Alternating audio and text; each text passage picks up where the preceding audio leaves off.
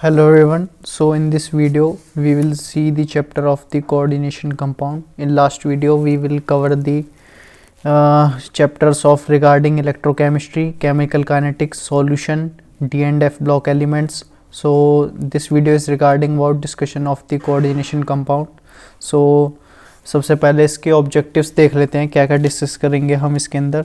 तो सबसे पहले हम डिस्कस कर रहे होंगे postulates of the Werner's theory. ठीक है, तो अब वर्नर्स थ्योरी का कुछ जैसे प्रिंसिपल समझ लेते हैं। वर्नर थ्योरी हमारी किस पे बेस्ड थी? जो हमारी थी वर्नर्स थ्योरी, ये बताती थी कि हमारा discussion regarding the prime valence of the electron. अब ये वैलेंसी ऑफ द इलेक्ट्रॉन बताती थी कैसे वैलेंस हो सकते हैं। यहाँ पे हमारी जो वैलेंस ऑफ हमारे वैलेंसी हैं वो हमारी दो टाइप्स की होती हैं। एक तो होती है हमारी प्राइमरी वैलेंस ऑफ इलेक्ट्रॉन और एक होती है हमारी सेकेंडरी। ठीक, ये आपको ध्यान रखना है। यहाँ पे दो टाइप की वैलेंस होती हैं, प्राइमरी वैलेंस ऑफ इलेक्ट्रॉन और सेकेंडरी वैलेंस ऑफ इलेक्ट्रॉन। अब ये जो हमारी प्राइमरी वैलेंसी या फिर सेकेंडरी वैलेंसी हैं, ये हमारी एक कोऑर्डिनेशन कंपाउंड के अंदर होती हैं। कोऑर्डिनेशन कंपाउंड किसे कहते हैं? तो कोऑर्डिनेशन कंपाउंड हमारा बेसिकली वो कंपाउंड है जिसके अंदर हमारे various types of ligands present रहते हैं। हम कह सकते हैं various types of central metal ions present रहते हैं। ठीक, और उसकी नेमिंग कराने के लिए, ठीक, तो आपको ध्यान रखना है कि कोऑर्डिनेशन कंपाउंड में हमारी क्या क्या चीज़ प्रेजेंट रहती है। एक तो प्रेजेंट रहती है हमारी सेंट्रल एटम, या फिर हम जिसे सेंट्रल आयन भी कहते हैं, या फिर यदि मेटल ले लेते हैं, जैसे हमारा प्लेटिनम हो गया, हम जैसे Ag या Au कंसिडर कर लेंगे तो उनके अंदर कॉपर कंसिडर कर लेंगे, तो उसका नाम कैसे लिख रहे होंगे, जो भी हमारे उसमें डिस्कशन करेंगे। इन एटम पे बेस्ड हमारे वेरियस टाइप्स ऑफ आते हैं। एक आता है हमारा कैटायन और एक आता है हमारा एनायन। अब ये सब आप फैमिलियर होंगे टर्म्स कैटायन और एनायन से। तो कैटायंस हमारे क्या होते हैं? कैटायंस हमारे वो कंपाउंड होते हैं जिनके अंदर हमारा पॉजिटिव चार्ज रहता है। ठीक है, और एनायन हमारे वो कंपाउंड होते हैं जिनके अंदर हमारा नेगेटिवली चार्ज आयन होते हैं, उनको हम एनायन से रेफर करेंगे। ठीक, और कैटायन को हम पॉजिटिवली चार्ज आयन से कंसिडर करते हैं। ये हमारे ज़रूरी होते हैं कैटायन और आयन्स किसी भी कोऑर्डिनेशन कंपाउंड की नेमिंग करने के लिए। ठीक है, तो कोऑर्डिनेशन कंपाउंड में एक तो टर्म आपको ध्यान रखनी है, एक होता है हमारा सेंट्रल एटम, एक होता है हमारा लिगेंड। अब इसके ऊपर भी डिस्कशन करेंगे। हमारा लिगेंड कितने टाइप्स के होते हैं? लिगेंड्स हमारे फर्दर कई टाइप्स के होते हैं। जैसे सबसे नंबर 1 टाइप का हमारा लिगेंड हो गया जिसे हम कहते हैं यूनिडेंटेट लिगेंड। यानी यूनिडेंटेट लिगेंड हमारा क्या होता है? यूनिडेंटेट लिगेंड हमारा वो लिगेंड होता है जिसके अंदर हमारी केवल एक डोनर साइट होती है। यानी कि वो जब भी मेटल के साथ कोई भी लिगेंड, ठीक है, लिगेंड क्या होता है? जो हमारा मेटल के साथ बॉन्ड फॉर्मेशन कराने में हेल्प करता है। तो लिगेंड हमारा यहाँ पे मेटल से बॉन्ड फॉर्म करेगा। ठीक है, बॉन्ड फॉर्म विद मेटल। ठीक है, और ये जो बॉन्ड फॉर्म करेगा ये हमारा बेसिकली यूनिडेंटेट इन नेचर होगा, यानी सिंगल एटम की मदद से हमारा बॉन्ड को फॉर्म करेगा मेटल के साथ। ठीक है, तो यहाँ पे हम सिंगल एलिमेंट या फिर सिंगल कंपाउंड जो है हम कंसिडर करते हैं मेटल के साथ बॉन्ड फॉर्मेशन कराने के लिए। ठीक, ये फिर होता है हमारा second 1 type of the ligand is the bidentate ligand. तो बाइडेंटेट लिगेंड हमारे वो लिगेंड होते हैं जिनके अंदर डेंसिटी जो है हमारी वो हमारी 2 होती है। ठीक है, density of forming the bond with the metal is 2। तो इसमें आपको ध्यान रखना है बाइडेंटेट लिगेंड हमारी की डेंसिटी 2 होती है। अब इसके अंदर हमारा एक और टाइप का लिगेंड आता है जिसको हम कहते हैं, यानी कि जिसको हम कंसिडर कर रहे होते हैं पॉलीडेंटेट लिगेंड। अब पॉलीडेंटेट लिगेंड क्या होते हैं?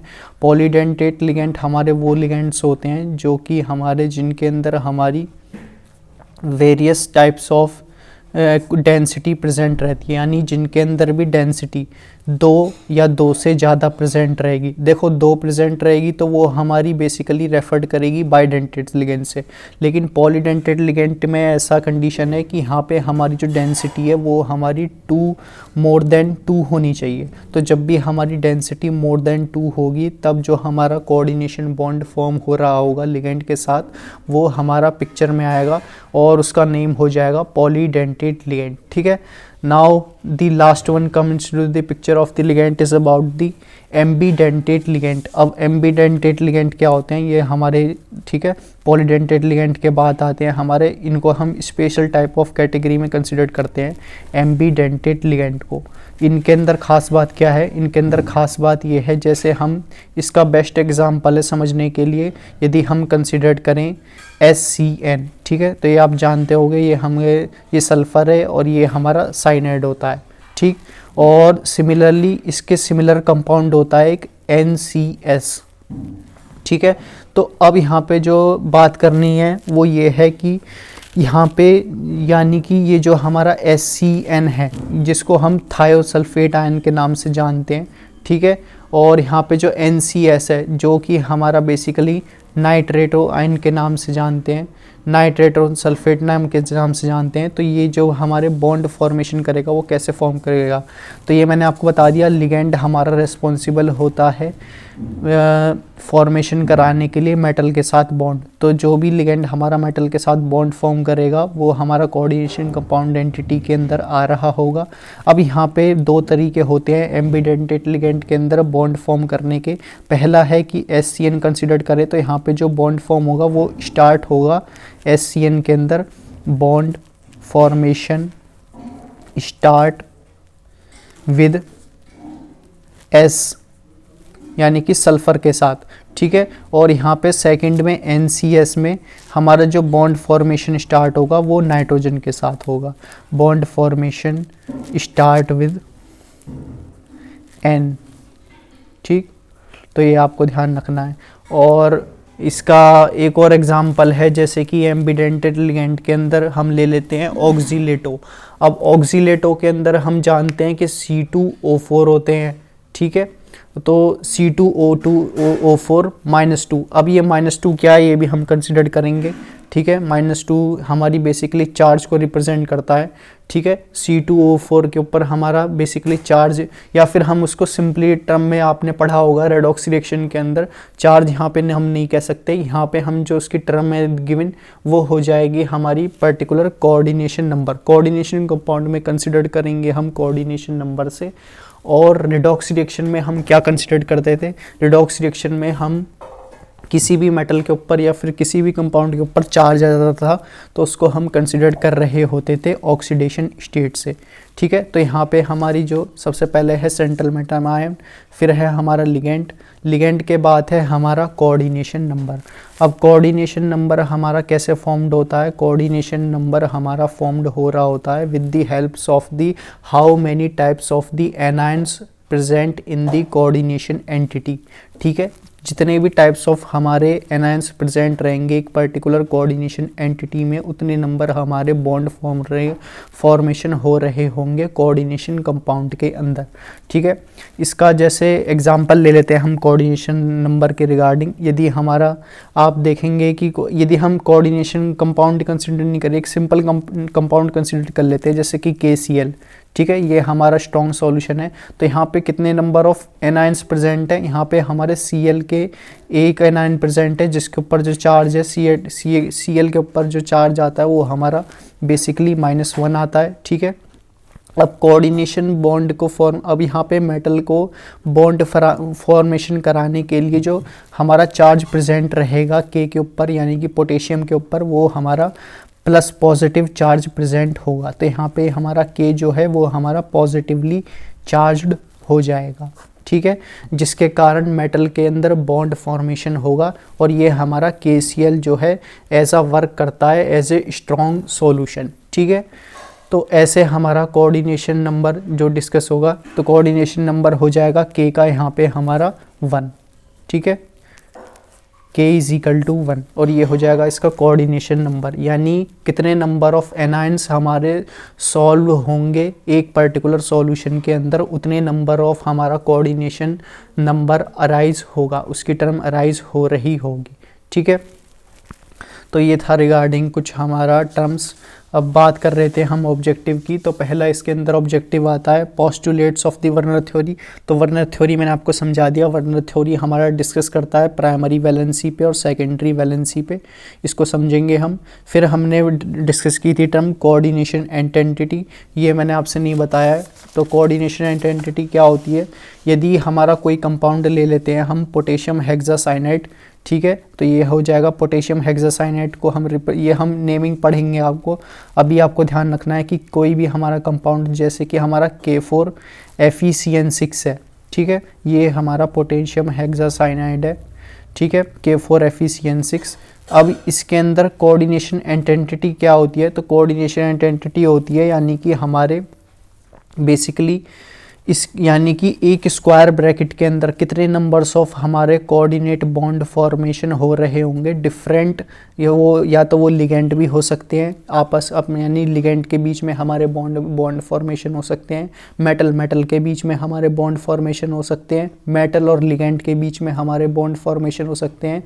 तो जो भी एंटिटी हमारी, जो भी रिप्रेजेंटेशन हमारी स्क्वायर ब्रैकेट के अंदर आएगी उसको हम कोऑर्डिनेशन एंटिटी से रेफर्ड करते हैं। ठीक है, अब कोऑर्डिनेशन एंटिटी के अलावा हमारा नेक्स्ट कॉन्सेप्ट है सेंट्रल मेटामाइन, जो मैंने आपसे डिस्कस कर लिया। लिगेंड्स मैंने आपको समझा दिए। लिगेंड्स हमारे डिफरेंट टाइप्स के होते हैं, polydentate ligand, unidentate ligand, एम्बीडेंटेड ligand, bidentate ligand. ठीक है, और कोऑर्डिनेशन नंबर ये भी मैंने आपको समझा दिया। कोऑर्डिनेशन नंबर क्या होता है, कोऑर्डिनेशन स्फीयर, हमारे कोऑर्डिनेशन स्फीयर के अंदर हमारी दो टर्म्स आती हैं, एक तो आती है कोऑर्डिनेशन एंटिटी और एक आती है हमारी कैटायन की एंटिटी। ठीक है, कैटायन के ऊपर कैसे चार्ज आएगा, ये सारी की सारी टर्म हमारी कोऑर्डिनेशन स्फीयर के अंदर आ रही होती है। फिर है हमारा coordination polyhedron, oxidation number. Oxidation number तो आप पढ़ते आ रहे होंगे क्लास 11 से। ठीक है, तो यहाँ पे भी हमको जो ऑक्सीडेशन नंबर फाइंड आउट करना है वो यहाँ पे हमको बेसिकली फाइंड आउट करना है जो हमारा कैटायन है, यानी कि जो भी हमारी एंटिटी बेसिकली कोऑर्डिनेशन कंपाउंड से बाहर है, जिसको हम कह सकते हैं कोऑर्डिनेशन स्फीयर से बाहर है, उसको कैलकुलेट कराने के लिए हमको ऑक्सीडेशन नंबर की ज़रूरत पड़ रही होती है। ठीक, नेक्स्ट है हमारा होमोलेप्टिक और हेट्रोलेप्टिक। फिर नेक्स्ट है हमारा how we can learn the rules of the nomenclature. तो नोमेनक्लेचर की नेमिंग कराने के लिए आपको सबसे पहले ज़रूरत पड़ेगी बेसिकली नेम लिखना है, कि लिगेंड्स के नेम लिखने हैं, और लिगेंड्स में भी अल्फ़ाबेटिकल ऑर्डर हमारा चलेगा। ठीक है, जैसे हमारा आप पढ़ेंगे कि इसमें चैप्टर में कि हमारे जैसे वाटर के मॉलिक्यूल्स हैं, वाटर के मॉलिक्यूल्स को हम रिप्रेजेंट करते हैं H2O से। ठीक है, तो यानी कि हमारे H2O हैं, इसको हम जो लिगेंड के अंदर नेम मेंशन करते हैं इसका नेम होता है एक्वा। सिमिलरली हमारा NH3 जिसको हम अमोनिया कहते हैं, ठीक है, इसको हम रेफर्ड करते हैं एज दी अमाइन। ठीक है, अब यहाँ पे जो नेम आएगा वो पहले हमारा किसका आएगा, तो पहले हमारा NH3 का आएगा, क्योंकि जो है पहले A और A तो टर्म हमारी सेम है, लेकिन हमारा M पहले आता है, तो हम जो पहले नेम कंसिडर करेंगे वो हम कंसिडर कर रहे होंगे लिगेंड के अंदर अमाइन का। ठीक है, और फिर हम रिप्रेजेंट करेंगे एक्वा, यानी कि H2O का नेम हम कंसिडर करेंगे। ठीक, नेक्स्ट है हमारा formulas and names of the mononuclear coordination compound. Define different types of isomerism in coordination compound. तो कोऑर्डिनेशन कंपाउंड के अंदर हमारे various types of coordination compound present रहते हैं, जैसे कि हमारा तो आइसोमेरिज्म के अंदर बात कर रहे थे हम। आइसोमेरिज्म के अंदर हमारी बेसिकली दो टाइप्स के आइसोमेरिज्म प्रेजेंट रहते हैं। वैसे तो आपने ऑर्गेनिक केमिस्ट्री में भी पढ़ा होगा आइसोमेरिज्म हमारे कितने टाइप्स के होते हैं, लाइक GI हो गया, OI हो गया। ठीक है, लेकिन इसमें जो चैप्टर में गिवन है वो हमारे केवल कुछ ही हमारा आइसोमेरिज्म गिवन है। जैसे कि हमारा एक तो होता है स्ट्रक्चरल आइसोमेरिज्म पे बेस्ड हमारा इसमें कॉन्सेप्ट गिवन है।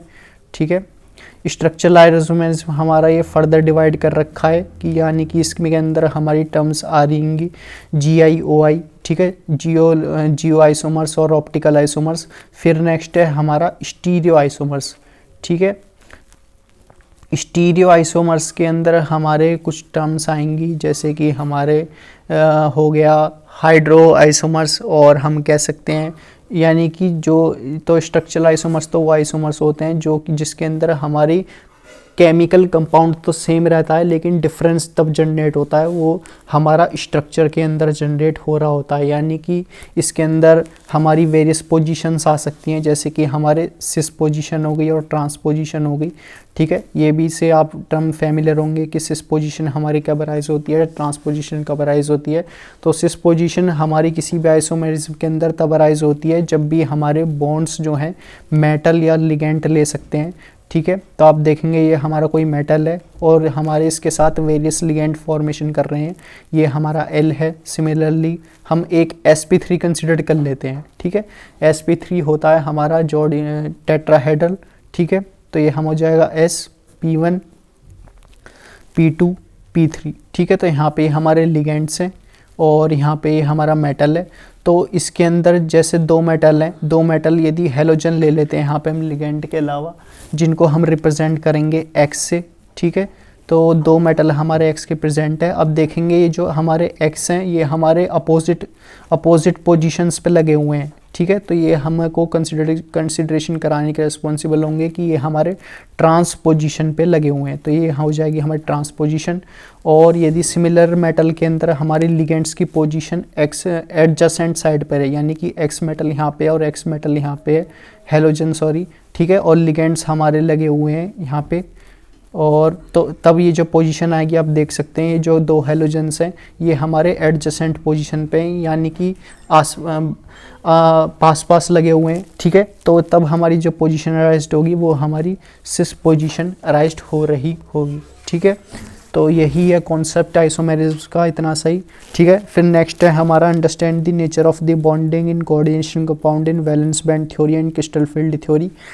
अब वैलेंस बैंड थ्योरी और क्रिस्टल फील्ड थ्योरी के अंदर आप पढ़ेंगे कि क्रिस्टल फील्ड थ्योरी हमको बताती है कि हमारी बेसिकली किसी भी कोऑर्डिनेशन कंपाउंड के अंदर कलर फॉर्मेशन कैसे हो रहा होगा। ठीक है, अब कलर फॉर्मेशन कराने के लिए हमको रिक्वायरमेंट पड़ती है कि जैसे हम कंसिडर कर लेते हैं कंपाउंड के अंदर हम बेसिकली स्ट्रक्चरल आइसोमेरिज्म कंसिडर कर लेते हैं हम, और वहाँ पे हमको बेसिकली एक्वा के जो मॉलिक्यूल्स हैं वो हमारे किसी कोऑर्डिनेशन एंटिटी के अंदर हमारे H2O6 प्रेजेंट है, यानी 6 मोल्स ऑफ एक्वा प्रेजेंट हैं। अब सिमिलरली इस कोऑर्डिनेशन एंटिटी के बाहर जो हमारे H2O के मॉलिक्यूल्स हैं एक तो हो जाएंगे 5 यहाँ पे हैं, और बचे हुए हमारे H2O के मॉलिक्यूल्स हमारे आउटसाइड द कोऑर्डिनेशन एंटिटी आ जाएंगे या फिर कोऑर्डिनेशन स्फीयर आ जाएंगे। तब ये हमारा रिस्पॉन्सिबल होगा डिफरेंट कलर को शो कराने के लिए। इसी यही कॉन्सेप्ट आज जनरेशन होता है हमारा क्रिस्टल फील्ड थ्योरी के अंदर। ठीक है, और वैलेंस बैंड थ्योरी क्या बताता है, जिसको हम VBT के नाम से जानते हैं। ठीक है, ये हमारा बताता है कि हमारे किसी भी पर्टिकुलर कोऑर्डिनेशन स्फीयर के अंदर बॉन्डिंग कैसे फॉर्मेशन होगी। ठीक है, बॉन्डिंग से हमारा मतलब है कि हमारे बेसिकली जो आप पढ़ेंगे कि एक होते हैं हमारे स्ट्रॉन्ग फील्ड लिगेंड, ठीक, जिसको हम SFL कहते हैं, और एक होते हैं हमारे वीक फील्ड लिगेंड। ये हमारा ऑर्डर गिवन है, आप पढ़ सकते हो, जो कि इस बुक के अंदर ही गिवन है, जिसमें बताया गया है कि ये स्पेक्ट्रोकेमिकल सीरीज़ पे बेस्ड हमारी गिवन है इसकी ऑर्डर। ठीक है, तो इसके ऑर्डर के अंदर सबसे पहले हमारे लीस्ट जो हमारे स्टेबल होते हैं वो होते हैं हमारे नेगेटिवली चार्ज एनायंस, फिर हमारे स्टेबल होते हैं बेसिकली न्यूट्रल आयंस, और जिसके अंदर न्यूट्रल आयंस का एग्जांपल है जैसे कि एक्वा। ठीक है, हाइड्रोजन हमारा एक न्यूट्रल लिगेंड है, और फिर आते हैं हमारे पॉजिटिवली चार्ज एनायंस। ठीक है, तो ऐसे हमारा ये स्पेक्ट्रोकेमिकल सीरीज़ के अंदर स्ट्रॉन्ग फील्ड लिगेंड और वीक फील्ड लिगेंड का कॉन्सेप्ट है, जिसके अंदर हमारी आप पढ़ेंगे कि किसी भी एनर्जी बैंड्स जाने पे, ठीक है, जैसे कि हमारा T2G हो गया, EG हो गया, तो इनके अंदर हमारी बेसिकली इलेक्ट्रॉन को जंप कराने के लिए सबसे पहले हम कॉन्सेप्ट देखते हैं कि स्ट्रॉन्ग फील्ड लिगेंड प्रेजेंट है या फिर वीक फील्ड लिगेंड प्रेजेंट है।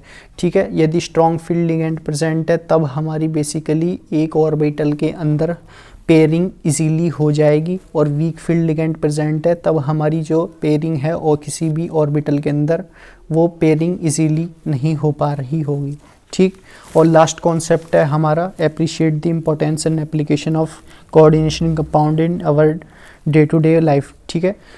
तो ये इसकी कुछ आप देख सकते हैं ऑब्जेक्टिव है जो हम डिस्कस करेंगे। तो सबसे पहले पढ़ लेते हैं हम कि कोऑर्डिनेशन कंपाउंड क्या होते हैं। कोऑर्डिनेशन कंपाउंड हम वो एंटिटी होती है, ये मैंने आपको बता दिया कि ये हमारी ड्राइव होती है बेसिकली। जैसे आपने पढ़े थे डी ब्लॉक के अंदर हमारे एक होते हैं ट्रांजिशन एलिमेंट और एक होते हैं इनर ट्रांजिशन एलिमेंट, ठीक है।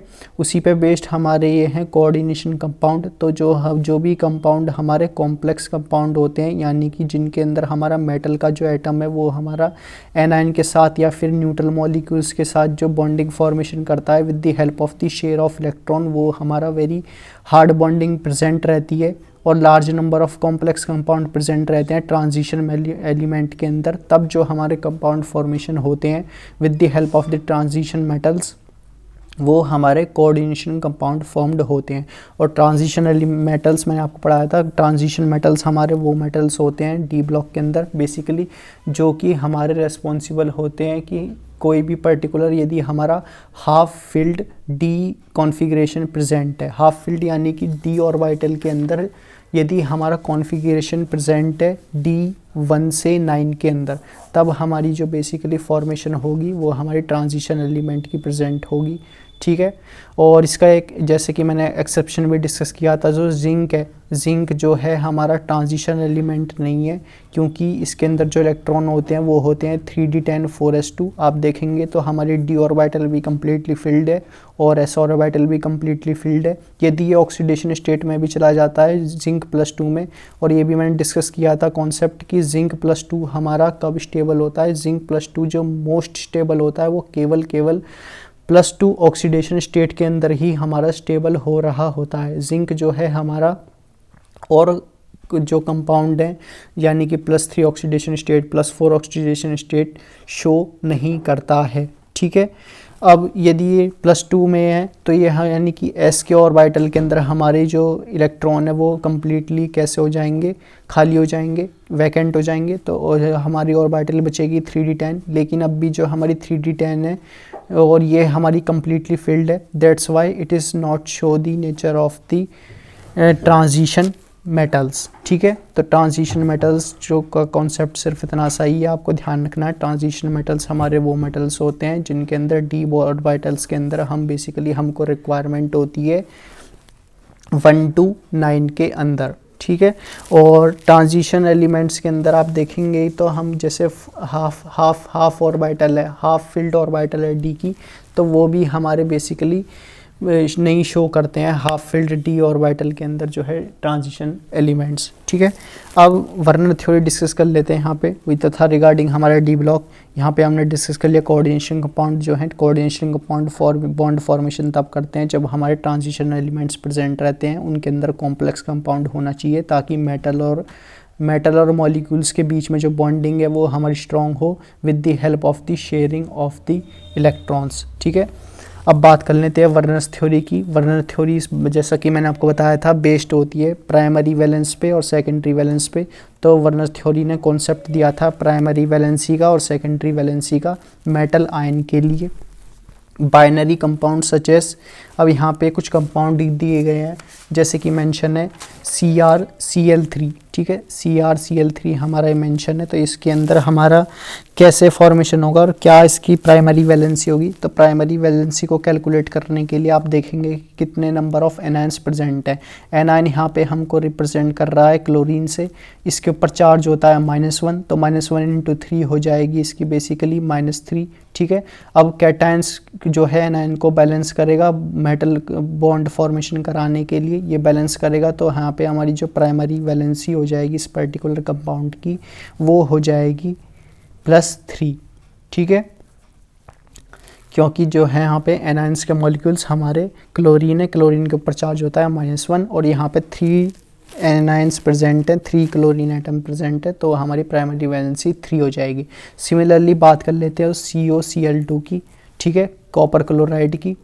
तो यहाँ पे हमारे 2 क्लोरीन प्रेजेंट हैं, तो सिमिलरली यहाँ पे हमारी प्राइमरी वैलेंसी हो जाएगी 2, ठीक। और यहाँ पे हमारा लास्ट एग्जांपल गिवन है जैसे कि PdCl2, PD होता है हमारा बेसिकली, ठीक है। तो यहाँ पे हमारा पीडी कंपाउंड प्रेजेंट है, यहाँ पे हमारी प्राइमरी वैलेंसी भी 2 हो जाएगी, क्योंकि यहाँ पे टू एनायंस प्रेजेंट है और वो हमारे सेम टाइप के एनायंस हैं जो कि क्लोरीन से रिप्रेजेंट कर रहे हैं। ठीक है, तो ये था रिगार्डिंग कॉन्सेप्ट ऑफ दी वर्णन थ्योरी के अंदर कि हम जो है बेसिकली प्राइमरी वैलेंस कैसे निकालते हैं किसी भी पर्टिकुलर कंपाउंड के अंदर। अब ये आपको कुछ रिएक्शन बताई गई हैं जी, आपको ध्यान रखनी है। यदि आपके याद रह जाते हैं तो बढ़िया है, वरना इतनी ज़्यादा कुछ खास ज़रूरत नहीं है इनको याद करने की। जैसे कि हमारे COCl3.6NH3 है, ये हमारा येलो कलर होता है, ये हमको देता है 1 मोल के साथ रिएक्शन कराने पे 3 मोल्स ऑफ AgCl। अब इसको ट्रिक क्या याद करने की, एक तो ट्रिक ये है कि यहाँ पे जो है हमारे बेसिकली आप देखेंगे प्रोडक्ट के अंदर जितने भी हमारे फॉर्मेशन हो रहे हैं मॉलिक्यूल्स, वो सारे के सारे AgCl ही हैं। ठीक है, AgCl ही हमको प्रेसिपिटेट में मिल रहा है। ठीक है, अब इनकी जो मिलेंगी, जैसे 1 मोल्स ऑफ हमने COCl3.5NH3 दिया तो ये हमको देगा 2 moles of AgCl। Similarly COCl3.4NH3 दिया, ये देगा 1 मोल ऑफ AgCl। और COCl3.4NH3 जो कि वायलेट कलर का होता है, ये देगा हमको 1 मोल ऑफ CgCl। ठीक है, तो रिएक्टेंट्स के अंदर मोल्स की कंसंट्रेशन सेम रहेगी, लेकिन डिफरेंस आएगा केवल प्रोडक्ट की कंसंट्रेशन के अंदर। पहले 3 मोल्स ऑफ AgCl मिलेंगे, फिर 2 मोल्स ऑफ AgCl, और फाइनली हमको जो है ग्रीन और वायलेट के लिए सेम प्रोडक्ट मिलेगा 1 मोल ऑफ AgCl का।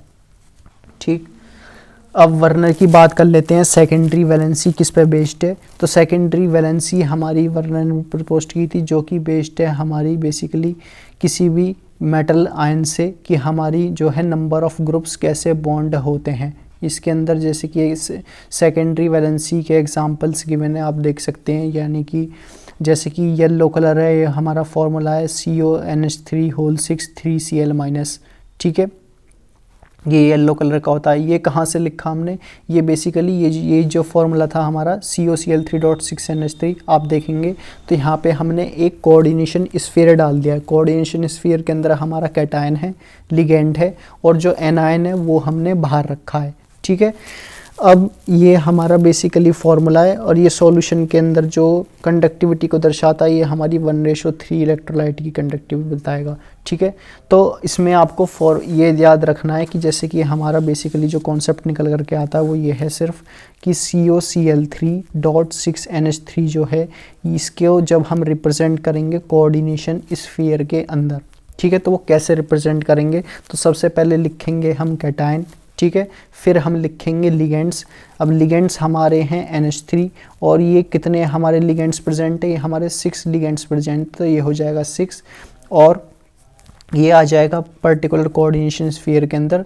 ठीक है, और डॉट हो जाएंगे 3Cl-। ठीक है, क्योंकि हमारे क्लोरीन 3 हैं तो ये हो जाएंगे 3Cl-। ठीक है, जो कि हमारा ये बेसिकली येलो कलर का होता है। इनको याद रखने की ज़रूरत बिल्कुल भी नहीं है कि ये हमारे सॉल्यूशन के अंदर कंडक्टिविटी कैसे मेंशन करेंगे। ठीक है, आपको बस फॉर्मूला याद रखना है कि किसी भी पर्टिकुलर हम रिएक्टेंट को फॉर्मूले के अंदर लिखेंगे तो क्या चीज़ हमारी कोऑर्डिनेशन स्फीयर के अंदर आएंगी और क्या चीज़ हमारी कोऑर्डिनेशन स्फीयर के बाहर आएंगी। ठीक है, in coordination compound metal show 2 types of linkage. Primary valency, ये मैंने आपको बता दिया, प्राइमरी वैलेंसी शो करते हैं और सेकेंडरी वैलेंसी शो करते हैं कोऑर्डिनेशन कंपाउंड के अंदर जो मेटल्स होते हैं।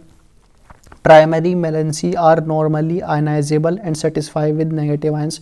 जो प्राइमरी वैलेंसीज है हमारी आयनाइजेबल होती है और ये हमारी सेटिस्फाइड होती है with the help of the negative ions. जितने टाइप्स ऑफ हमारे एनाइन प्रेजेंट रहेंगे, ठीक है, उसको बैलेंस कराने के लिए उतने टाइप्स ऑफ मॉलिक्यूल्स हमको रिक्वायरमेंट होगी कैटायंस के अंदर।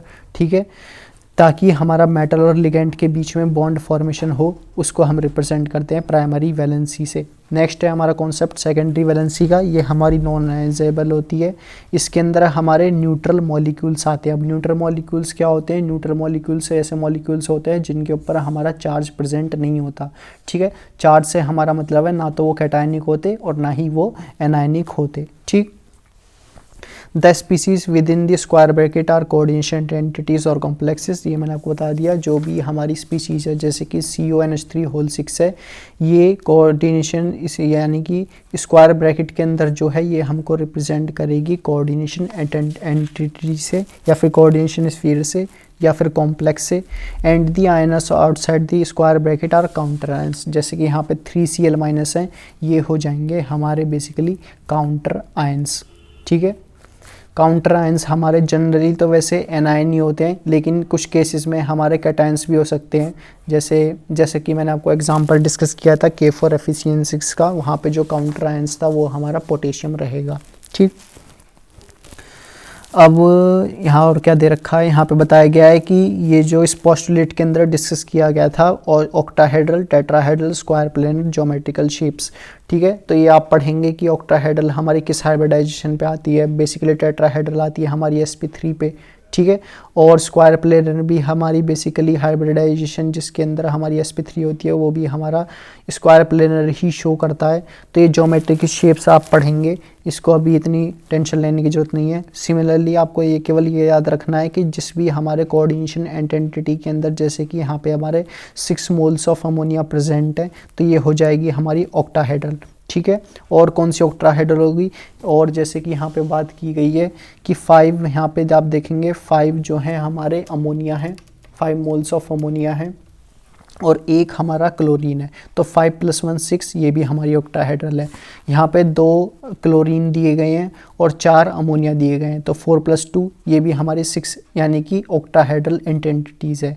और ऑक्टाहेड्रल एंटिटीज़ के अंदर हमारा हाइब्रिडाइजेशन क्या आता है, हमारा हाइब्रिडाइजेशन आता है ऑक्टाहेड्रल एंटिटीज़ के अंदर sp3d2।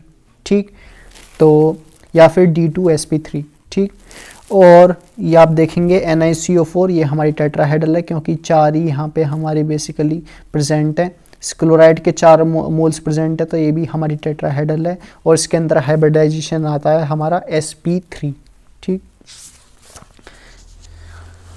और क्या बताया था वर्ण थ्योरी के अंदर, वर्ण थ्योरी के अंदर हमारा डिस्कस किया गया था बेसिकली डबल सॉल्ट, और जो कि डबल सॉल्ट क्या होते हैं और कॉम्प्लेक्स क्या होते हैं। तो डबल सॉल्ट हमारे बेसिकली कॉम्बिनेशन होते हैं 2 और मोर स्टेबल कंपाउंड्स के, जो कि हमारे स्टाइकोमेट्रिक रेशियो में प्रेजेंट होते हैं।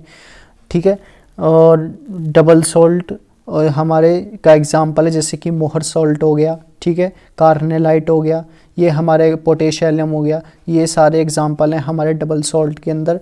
डबल सॉल्ट को जो है हम डिसोसिएट कर सकते हैं, यानी कि उनको ब्रेक कर सकते हैं सिंपलर आयंस में, जब वो हमारे कम्प्लीटली डिसॉल्व्ड हो जाते हैं वाटर के अंदर। ठीक, complex ions such as FeCN6-4 and K4FeCN6 does not dissociate into Fe2+ and cyanide ions, ferrite ions and cyanide ions। ठीक है, तो ये था रिगार्डिंग हमारा वर्नर्स थ्योरी। तो वर्नर थ्योरी जो है बताती है हमारी प्राइमरी वैलेंसी और सेकेंडरी वैलेंसी, और कुछ उन्होंने टर्म बताई थी रिगार्डिंग दी ज्योमेट्रिक शेप्स, जिसके अंदर ऑक्टाहेड्रल स्पीशीज हो गया और हमारी टेट्राहेड्रल स्पीशीज हो गया। ठीक है, अब बात कर लेते हैं कोऑर्डिनेशन एंटिटी क्या होती है। तो कोऑर्डिनेशन एंटिटी मैंने आपको बता दिया, कोऑर्डिनेशन एंटिटी वो होती है जो कि सेंट्रल मेटल आयंस के साथ कॉन्स्टिट्यूट रहती है, बॉन्ड फॉर्मेशन कराती है, और ये फिक्स्ड नंबर ऑफ आयंस ही हमारे प्रेजेंट रहते हैं। ठीक है, वो हमारे आते हैं कोऑर्डिनेशन एंटिटी के अंदर।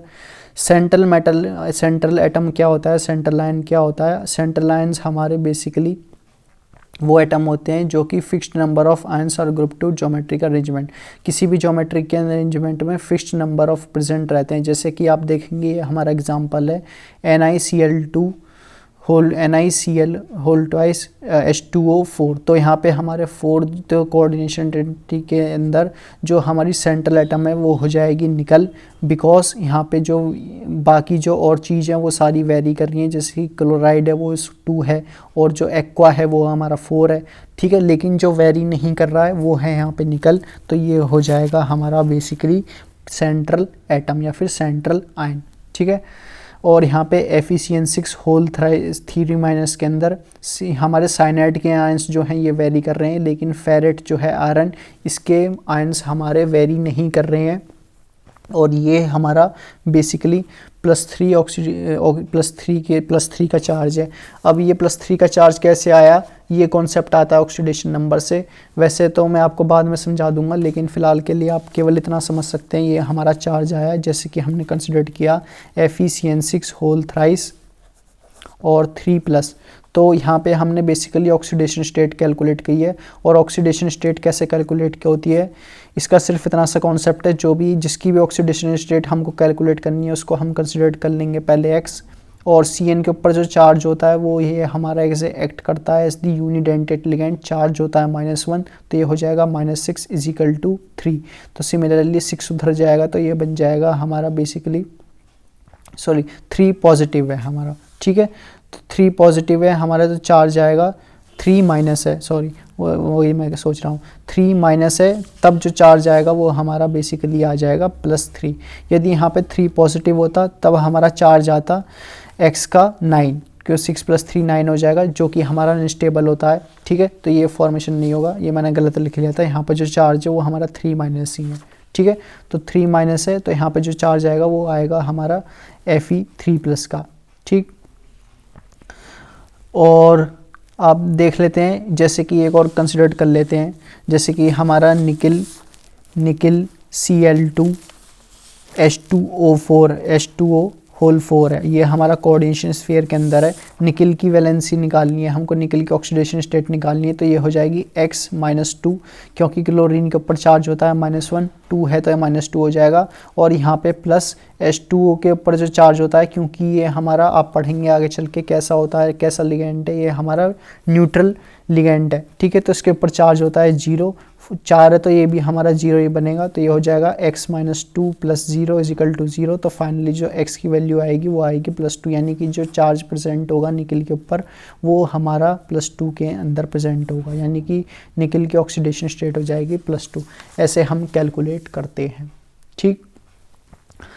लिगेंड्स की बात कर लें तो लिगेंड्स हमारे वेरियस टाइप्स के होते हैं, मैंने आपसे डिस्कस कर लिए, ठीक है। लिगेंड्स हमारे सिंपलर आयंस के लिए सिंपलर लिगेंड्स प्रेजेंट रहते हैं, जैसे Cl- है, H2O है, अमोनिया है। और लार्जर अमाइंस के लिए जैसे कि इथाइलिन डाइअमीन है, इनके लिए बड़े लिगेंड्स भी प्रेजेंट होते हैं। प्रोटीन्स भी हमारा एक्ट करता है एज दी मैक्रो मॉलिक्यूल, जो कि एक लिगेंड के कंसिडरेशन में आ रहा होता है। लिगेंड्स वेरियस टाइप्स के होते हैं। फर्स्ट होता है यूनिडेंटेड लिगेंड, जो कि हमारा सिंगल डोनर एटम होता है, जैसे कि Cl- हो गया, एक्वा हो गया, अमाइन हो गया, ठीक है। ये होते हैं हमारे यूनिडेंटेड लिगेंड। नेक्स्ट कॉन्सेप्ट है हमारा डाइडेंटेड लिगेंड, यानी कि जिनके अंदर 2 डोनर एटम्स होते हैं, यानी कि वो जो बॉन्ड फॉर्मेशन करेंगे मेटल के साथ, वो किसी भी एक कंपाउंड के अंदर 2 साइट होंगी डोनर करने की, मेटल के साथ बॉन्ड फॉर्मेशन कराने की, ठीक है। वो कंसिडरेशन में आते हैं, जैसे इसका एग्जांपल है थाइलिन डाइअमीन, ये हमारा डाइडेंटेड लिगेंड है। फिर नेक्स्ट है हमारा पॉलीडेंटेड लिगेंड। पॉलीडेंटेड लिगेंड हमारे वो होते हैं जिनके अंदर various types of donor site present रहती है मेटल के साथ बॉन्ड फॉर्मेशन कराने के लिए। EDTA is an important hexadentate ligand. EDTA जो है हमारा ये हेक्साडेंटेड लिगेंड है। इसके अंदर आप देखेंगे तो जो नाइट्रोजन है और 4 oxygen 2A central metal ion, ये जो है बॉन्ड फॉर्मेशन करते हैं सेंट्रल मेटल आयन से, ठीक। अब बात कर लेते हैं हम बेसिकली एम्बिडेंटेड लिगेंड क्या होते हैं। तो एम्बिडेंटेड लिगेंड हमारे बेसिकली वो लिगेंड होते हैं जिनके अंदर जो मेटल के साथ बॉन्ड फॉर्मेशन होगा, ये मैंने आपको बताया था, जैसे कि थायोसाइनेटो है, इसके अंदर जो मेटल के अंदर बॉन्ड फॉर्मेशन होगा वो S की मदद से होगा, क्योंकि S के ऊपर नेगेटिवली चार्ज है, ये मेटल के साथ बॉन्ड फॉर्मेशन करेगा। सिमिलरली यहाँ पे नेगेटिवली चार्ज हो जाएगा नाइट्रोजन, तो ये हमारा मेटल के साथ बॉन्ड फॉर्मेशन करेगा। यानी एक ही कंपाउंड जब दो अलग अलग एक ही स्ट्रक्चर के अंदर एक ही सिमिलर केमिकल एंटिटी के अंदर हमारे 2 कंपाउंड प्रेजेंट रहते हैं, 2 मॉलिक्यूल प्रेजेंट रहते हैं मेटल के साथ बॉन्ड फॉर्मेशन कराने के लिए, तब हमारा एम्बिडेंटेड लिगेंड का कॉन्सेप्ट आता है, ठीक। कोऑर्डिनेशन नंबर मैंने आपसे डिस्कस कर लिया, कोऑर्डिनेशन नंबर हम कैसे कैलकुलेट करते हैं। नेक्स्ट जो है हमारा कोऑर्डिनेशन स्फीयर है। कोऑर्डिनेशन स्फीयर का कॉन्सेप्ट इतना ऐसा है कि यहाँ पे हमारे बेसिकली ये बताता है कि को किसी भी स्क्वायर ब्रैकेट के अंदर जितनी भी आइडेंटिटी प्रेजेंट रहेंगी, चाहे वो हमारी कैटायनिक हो, एनायनिक हो, काउंटर आयंस हो, वो हमारे बेसिकली कोऑर्डिनेशन स्फीयर के अंदर आते हैं। और जो हमारे आउटसाइड द कोऑर्डिनेशन स्फीयर है वो हमारे कैटायनिक भी हो सकते हैं और एनायनिक भी हो सकते हैं, वो हमारे बेसिकली रिप्रेजेंट करते हैं काउंटर आयन से। जैसे कि यहाँ पे एग्जांपल गिवन है K4Fe6, तो कोऑर्डिनेशन स्फीयर के अंदर हमारी जो आइडेंटिटी प्रेजेंट है वो है हमारी आयरन की और साइनाइड की, ठीक। और इस कोऑर्डिनेशन एंटिटी के अंदर हमारी कोई भी एंटिटी बाहर प्रेजेंट नहीं है, जैसे कि Fe6 है, तो इसके बाहर आउटसाइड कोई भी एंटिटी प्रेजेंट नहीं है, तो इसका जो काउंटर आयन है वो हमारा कुछ भी काउंटर आयन प्रेजेंट नहीं होगा, ठीक है। जबकि जो K4Fe में जो काउंटर आयन प्रेजेंट होगा वो हमारा K होगा, यानी कि पोटेशियम होगा, क्योंकि यहाँ पे हमारे पोटेशियम आप देखेंगे outside the coordination sphere present है, ठीक।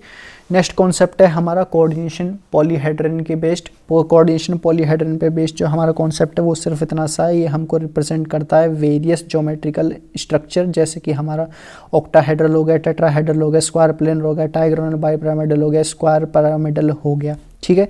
अब ये कैसे राइज होते हैं, ये आते हैं with the help of the obtaining the hybridization. यदि हाइब्रिडाइजेशन हमारा sp3 है तब हमारा टेट्राहेड्रल स्ट्रक्चर आ रहा होगा, स्क्वायर प्लेन स्ट्रक्चर आ रहा होगा, ठीक है। यदि हमारी हाइब्रिडाइजेशन sp3d2 है या फिर d2sp3 है तब जो हमारे स्ट्रक्चर ऑब्टेंड होंगे वो हमारे ऑक्टाहेड्रल ऑब्टेंड होंगे, स्क्वायर पिरामिडल ऑब्टेंड हो रहे होंगे, ठीक है। तो इतना सा कॉन्सेप्ट है ये केवल कोऑर्डिनेशन पॉलीहेड्रन का। ऑक्सीडेशन नंबर आप सब कैलकुलेट करना चाहेंगे और मैंने आपको एग्जांपल भी दे के हमारा कैलकुलेट कैसे होता है ये भी सिखा दिया। अब यहाँ पे जो एग्जांपल गिवन है लास्ट स्कोर देख लेते हैं। CuCN4 होल थ्राइस माइनस है, यानी कि CuCN4 3 माइनस, तो यहाँ पे हमको कैलकुलेट करना है ऑक्सीडेशन नंबर।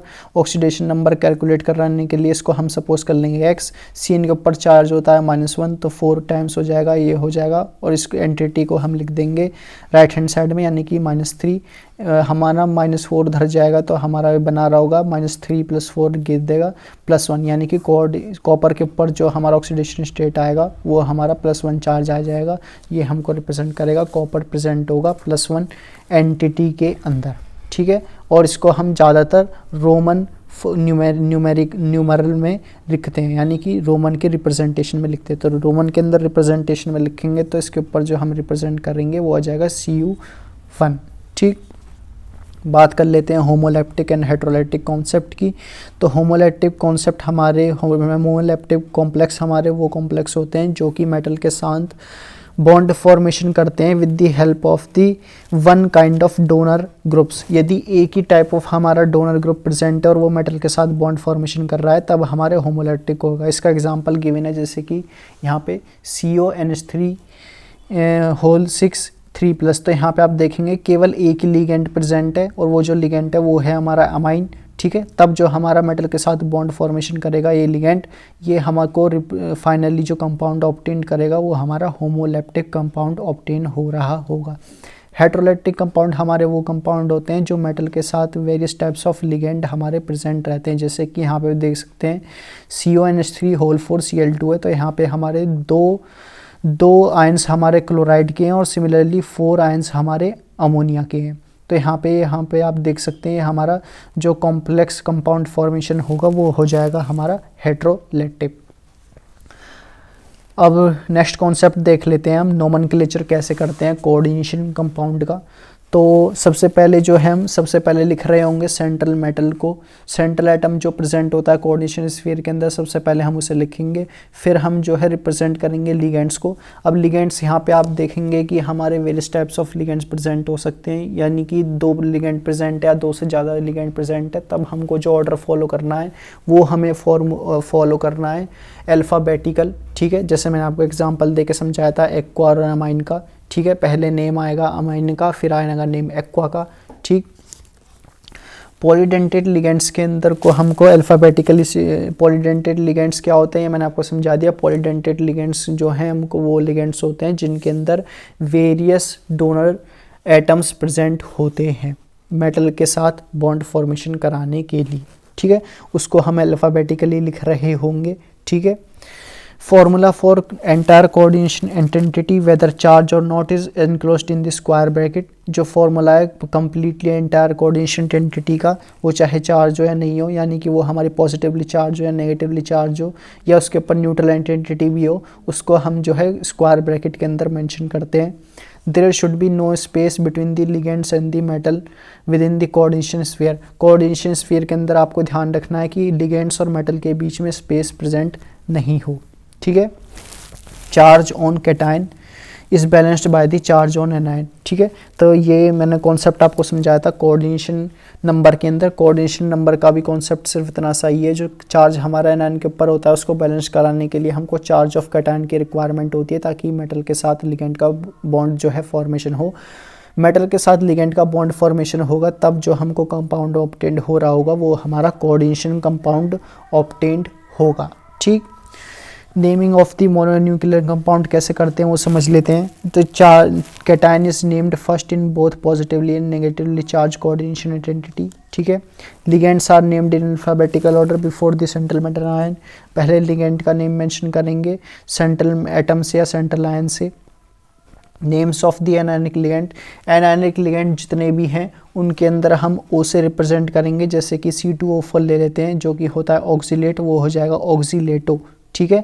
CN होता है हमारा साइनाइड, वो हो जाएगा साइनाइडो, ठीक है। NO2 होता है हमारा नाइट्रेट, वो हो जाएगा नाइट्रेटो, ठीक है। ऐसे हम रिप्रेजेंट करेंगे, वो लगा देंगे। और कुछ लिगेंड्स के लिए हमारा एक्सेप्शन है, जैसे कि H2 है, H2 हमारा न्यूट्रल एक लिगेंड है, तो इसका जो नेम रहेगा वो हमारा सेम रहेगा जो इसका नेम है, जैसे कि एक्वा। एमाइन रहेगा हमारा NH3 के लिए। कार्बोनिल के लिए हमारा CO यूज करेंगे। NO के लिए नाइट्रोसोल यूज करेंगे, ठीक है। ये हम क्यों नहीं, इनके अंदर O क्यों नहीं लगा रहे हैं एंड में, इनके अंदर हम O इसलिए नहीं लगा रहे हैं एंड में क्योंकि ये जो लिगेंड्स हैं ये हमारे न्यूट्रल लिगेंड्स हैं, इनके ऊपर जो चार्ज है वो हमारा कोई भी चार्ज प्रेजेंट नहीं है, ठीक। प्रीफिक्स यूज करेंगे mono, tri, tri to indicate the number of individual ligands in coordination identity, ठीक है। और यहाँ पे जैसे कि वेरियस लिगेंड्स प्रेजेंट है और वो उनकी जो हैं हमारे बेसिकली मोर अमाउंट में प्रेजेंट है, तब हम वेरियस टर्म्स यूज करेंगे, जैसे कि बिस, ट्रिस, ठीक है। आप देख सकते हैं ये एग्जांपल हमको गिवन है निकिल Cl2, और ये जो रिप्रेजेंट करता है PPH3, ये हमको रिप्रेजेंट करता है फॉस्फीन से, ये हमारा फॉस्फीन 2 प्रेजेंट है। तो इसके लिए फिनाइल फॉस्फीन के लिए हम यूज करेंगे बेसिकली टर्म बाई, क्योंकि यहाँ पे हमारे 2 moles of phenyl phosphine present है, ठीक है। और ठीक है, बिस यूज़ करेंगे हम बेसिकली क्लोराइडो के लिए, क्योंकि ये 2 मोल्स प्रेजेंट है। और फॉस्फीन, फिनाइल फॉस्फीन हमारे PPH3 होल थ्राइस है, ठीक है। तो ये हो जाएगा हमारा ट्राई, ठीक है। तो इसका नेम हो जाएगा, पहले हम लिखेंगे एनायन का नेम, ठीक है, जो हमारे लिगेंड्स प्रेजेंट है उनका नेम मेंशन करते हैं, फिर हम नेम मेंशन करते हैं सेंट्रल एटम का। तो सबसे सेंट्रल मेटल में कौन सा है, यहाँ पे सेंट्रल एटम है हमारा निकिल, क्योंकि ये जो है इसके अंदर आप देखोगे ये हमारा वेरी नहीं कर रहा है, इसकी जो आइडेंटिटी है वो वेरी नहीं कर रही है। तो सबसे पहले हम नेम लिखेंगे क्लोराइडो का, तो क्लोराइडो हमारे 2 प्रेजेंट है तो वो हो जाएंगे डाई क्लोराइडो। फिर बचेगा हमारा टर्म बेसिकली 2 हमारे प्रेजेंट है, यानी कि ट्राइफिनाइल फॉस्फीन जो है हमारे बेसिकली होल ट्वाइस है, तो इसके लिए टर्म यूज़ करेंगे हम बिस, ठीक है। फिर हो जाएगा ट्राइफिनाइल फॉस्फीन। निकिल के ऊपर ऑक्सीडेशन स्टेट कैलकुलेट कर लेंगे आप, तो वो आएगी हमारी +2, ठीक है। तो निकिल रोमन लेटर में लिख देंगे 2, ठीक है। तो ऐसे हम नेमिंग करते हैं किसी भी कोऑर्डिनेशन कंपाउंड की, ठीक।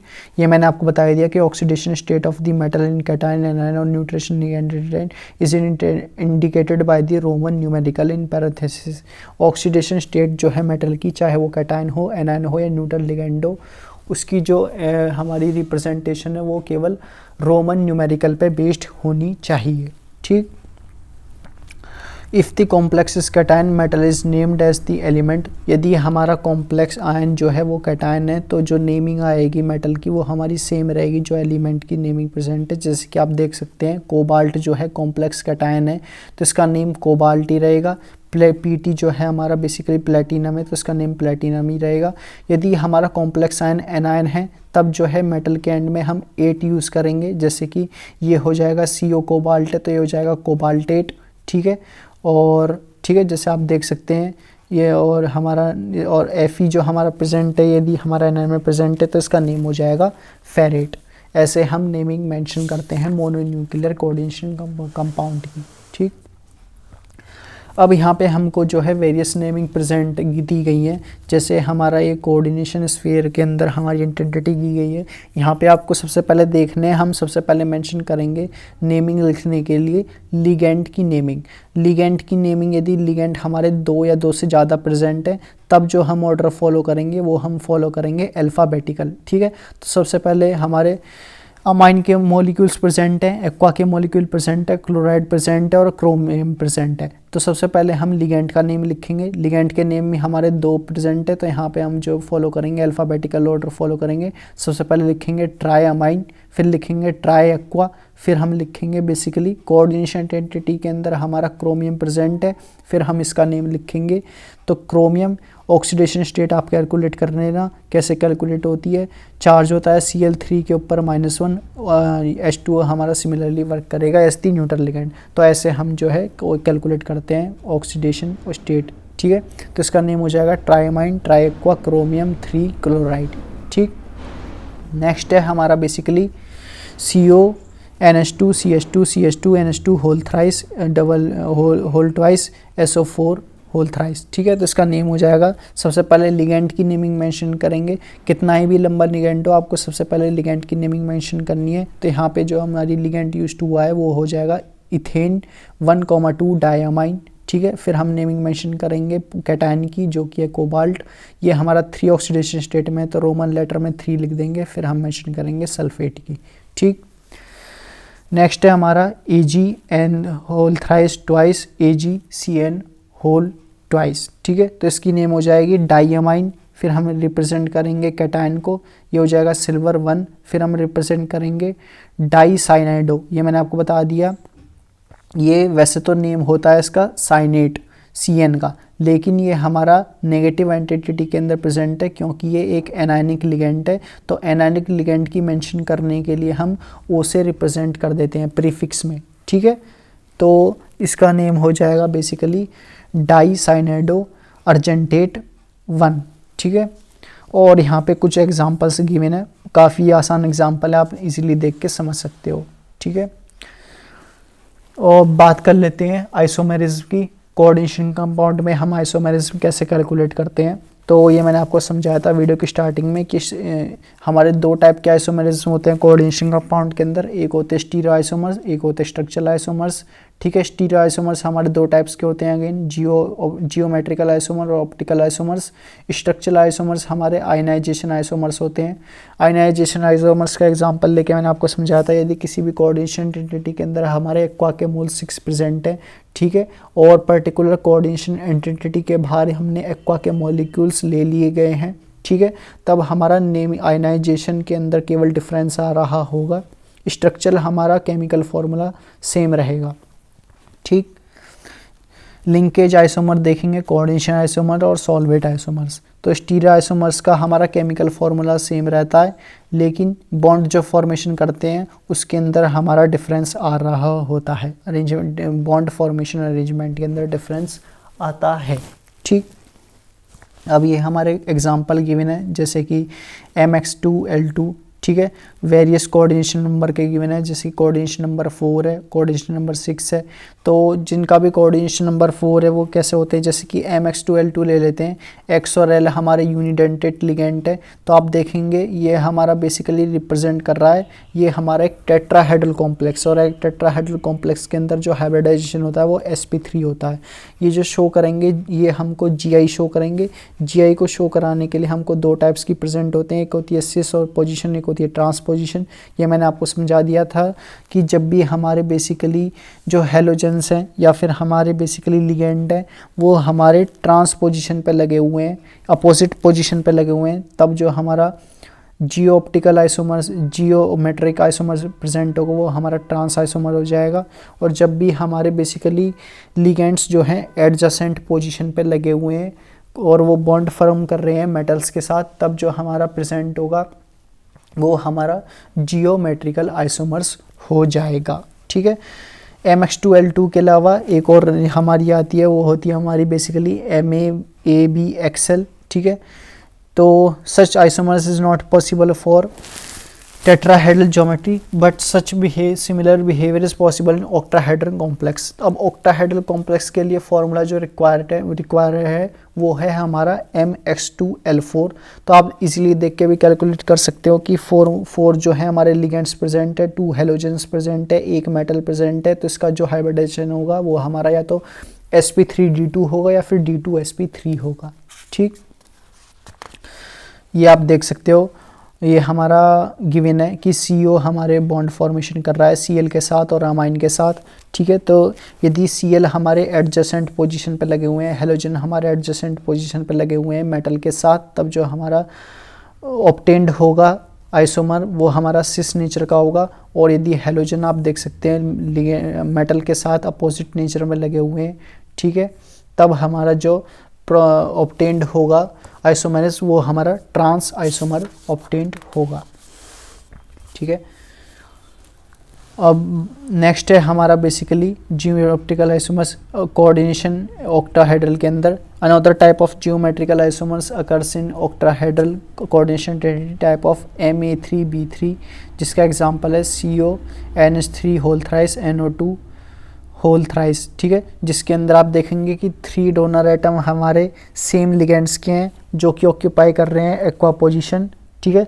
इसके अंदर हमारे 2 आइसोमर्स जनरेट होते हैं, एक होता है फेशियल, एक होता है मेरिडोनियल। इसको समझ लेते हैं, जैसे कि यहाँ पे एग्जांपल गिवन है। फेशियल हमारा कब ऑब्टेन्ड होगा और मेरिडोनियल कब ऑब्टेन्ड होगा, जब भी हमारे 3 लिगेंड्स जो हैं एडजेसेंट पोजीशन पे लगे हुए हैं, तब जो हमारा आइसोमर्स ऑब्टेन्ड होगा वो हो जाएगा हमारा फेशियल, ठीक है। और जब भी हमारे 3 आइसोमर्स जो है एडजेसेंट पोजीशन पे नहीं लग करके या तो वो अपोजिट पोजीशन पे लगे हुए हैं, जैसे कि, और या फिर उनके बीच में कोई गैप आ जाएगा, जैसे कि आप देख सकते हैं NO2 और NO2 ये हमारे एडजेसेंट पोजीशन पे नहीं लगे हुए, तब जो हमारा आइसोमर्स ऑब्टेन्ड होगा ऑक्टाहेड्रल कॉम्प्लेक्स के अंदर वो हो जाएगा हमारा मेरिडोनियल, ठीक।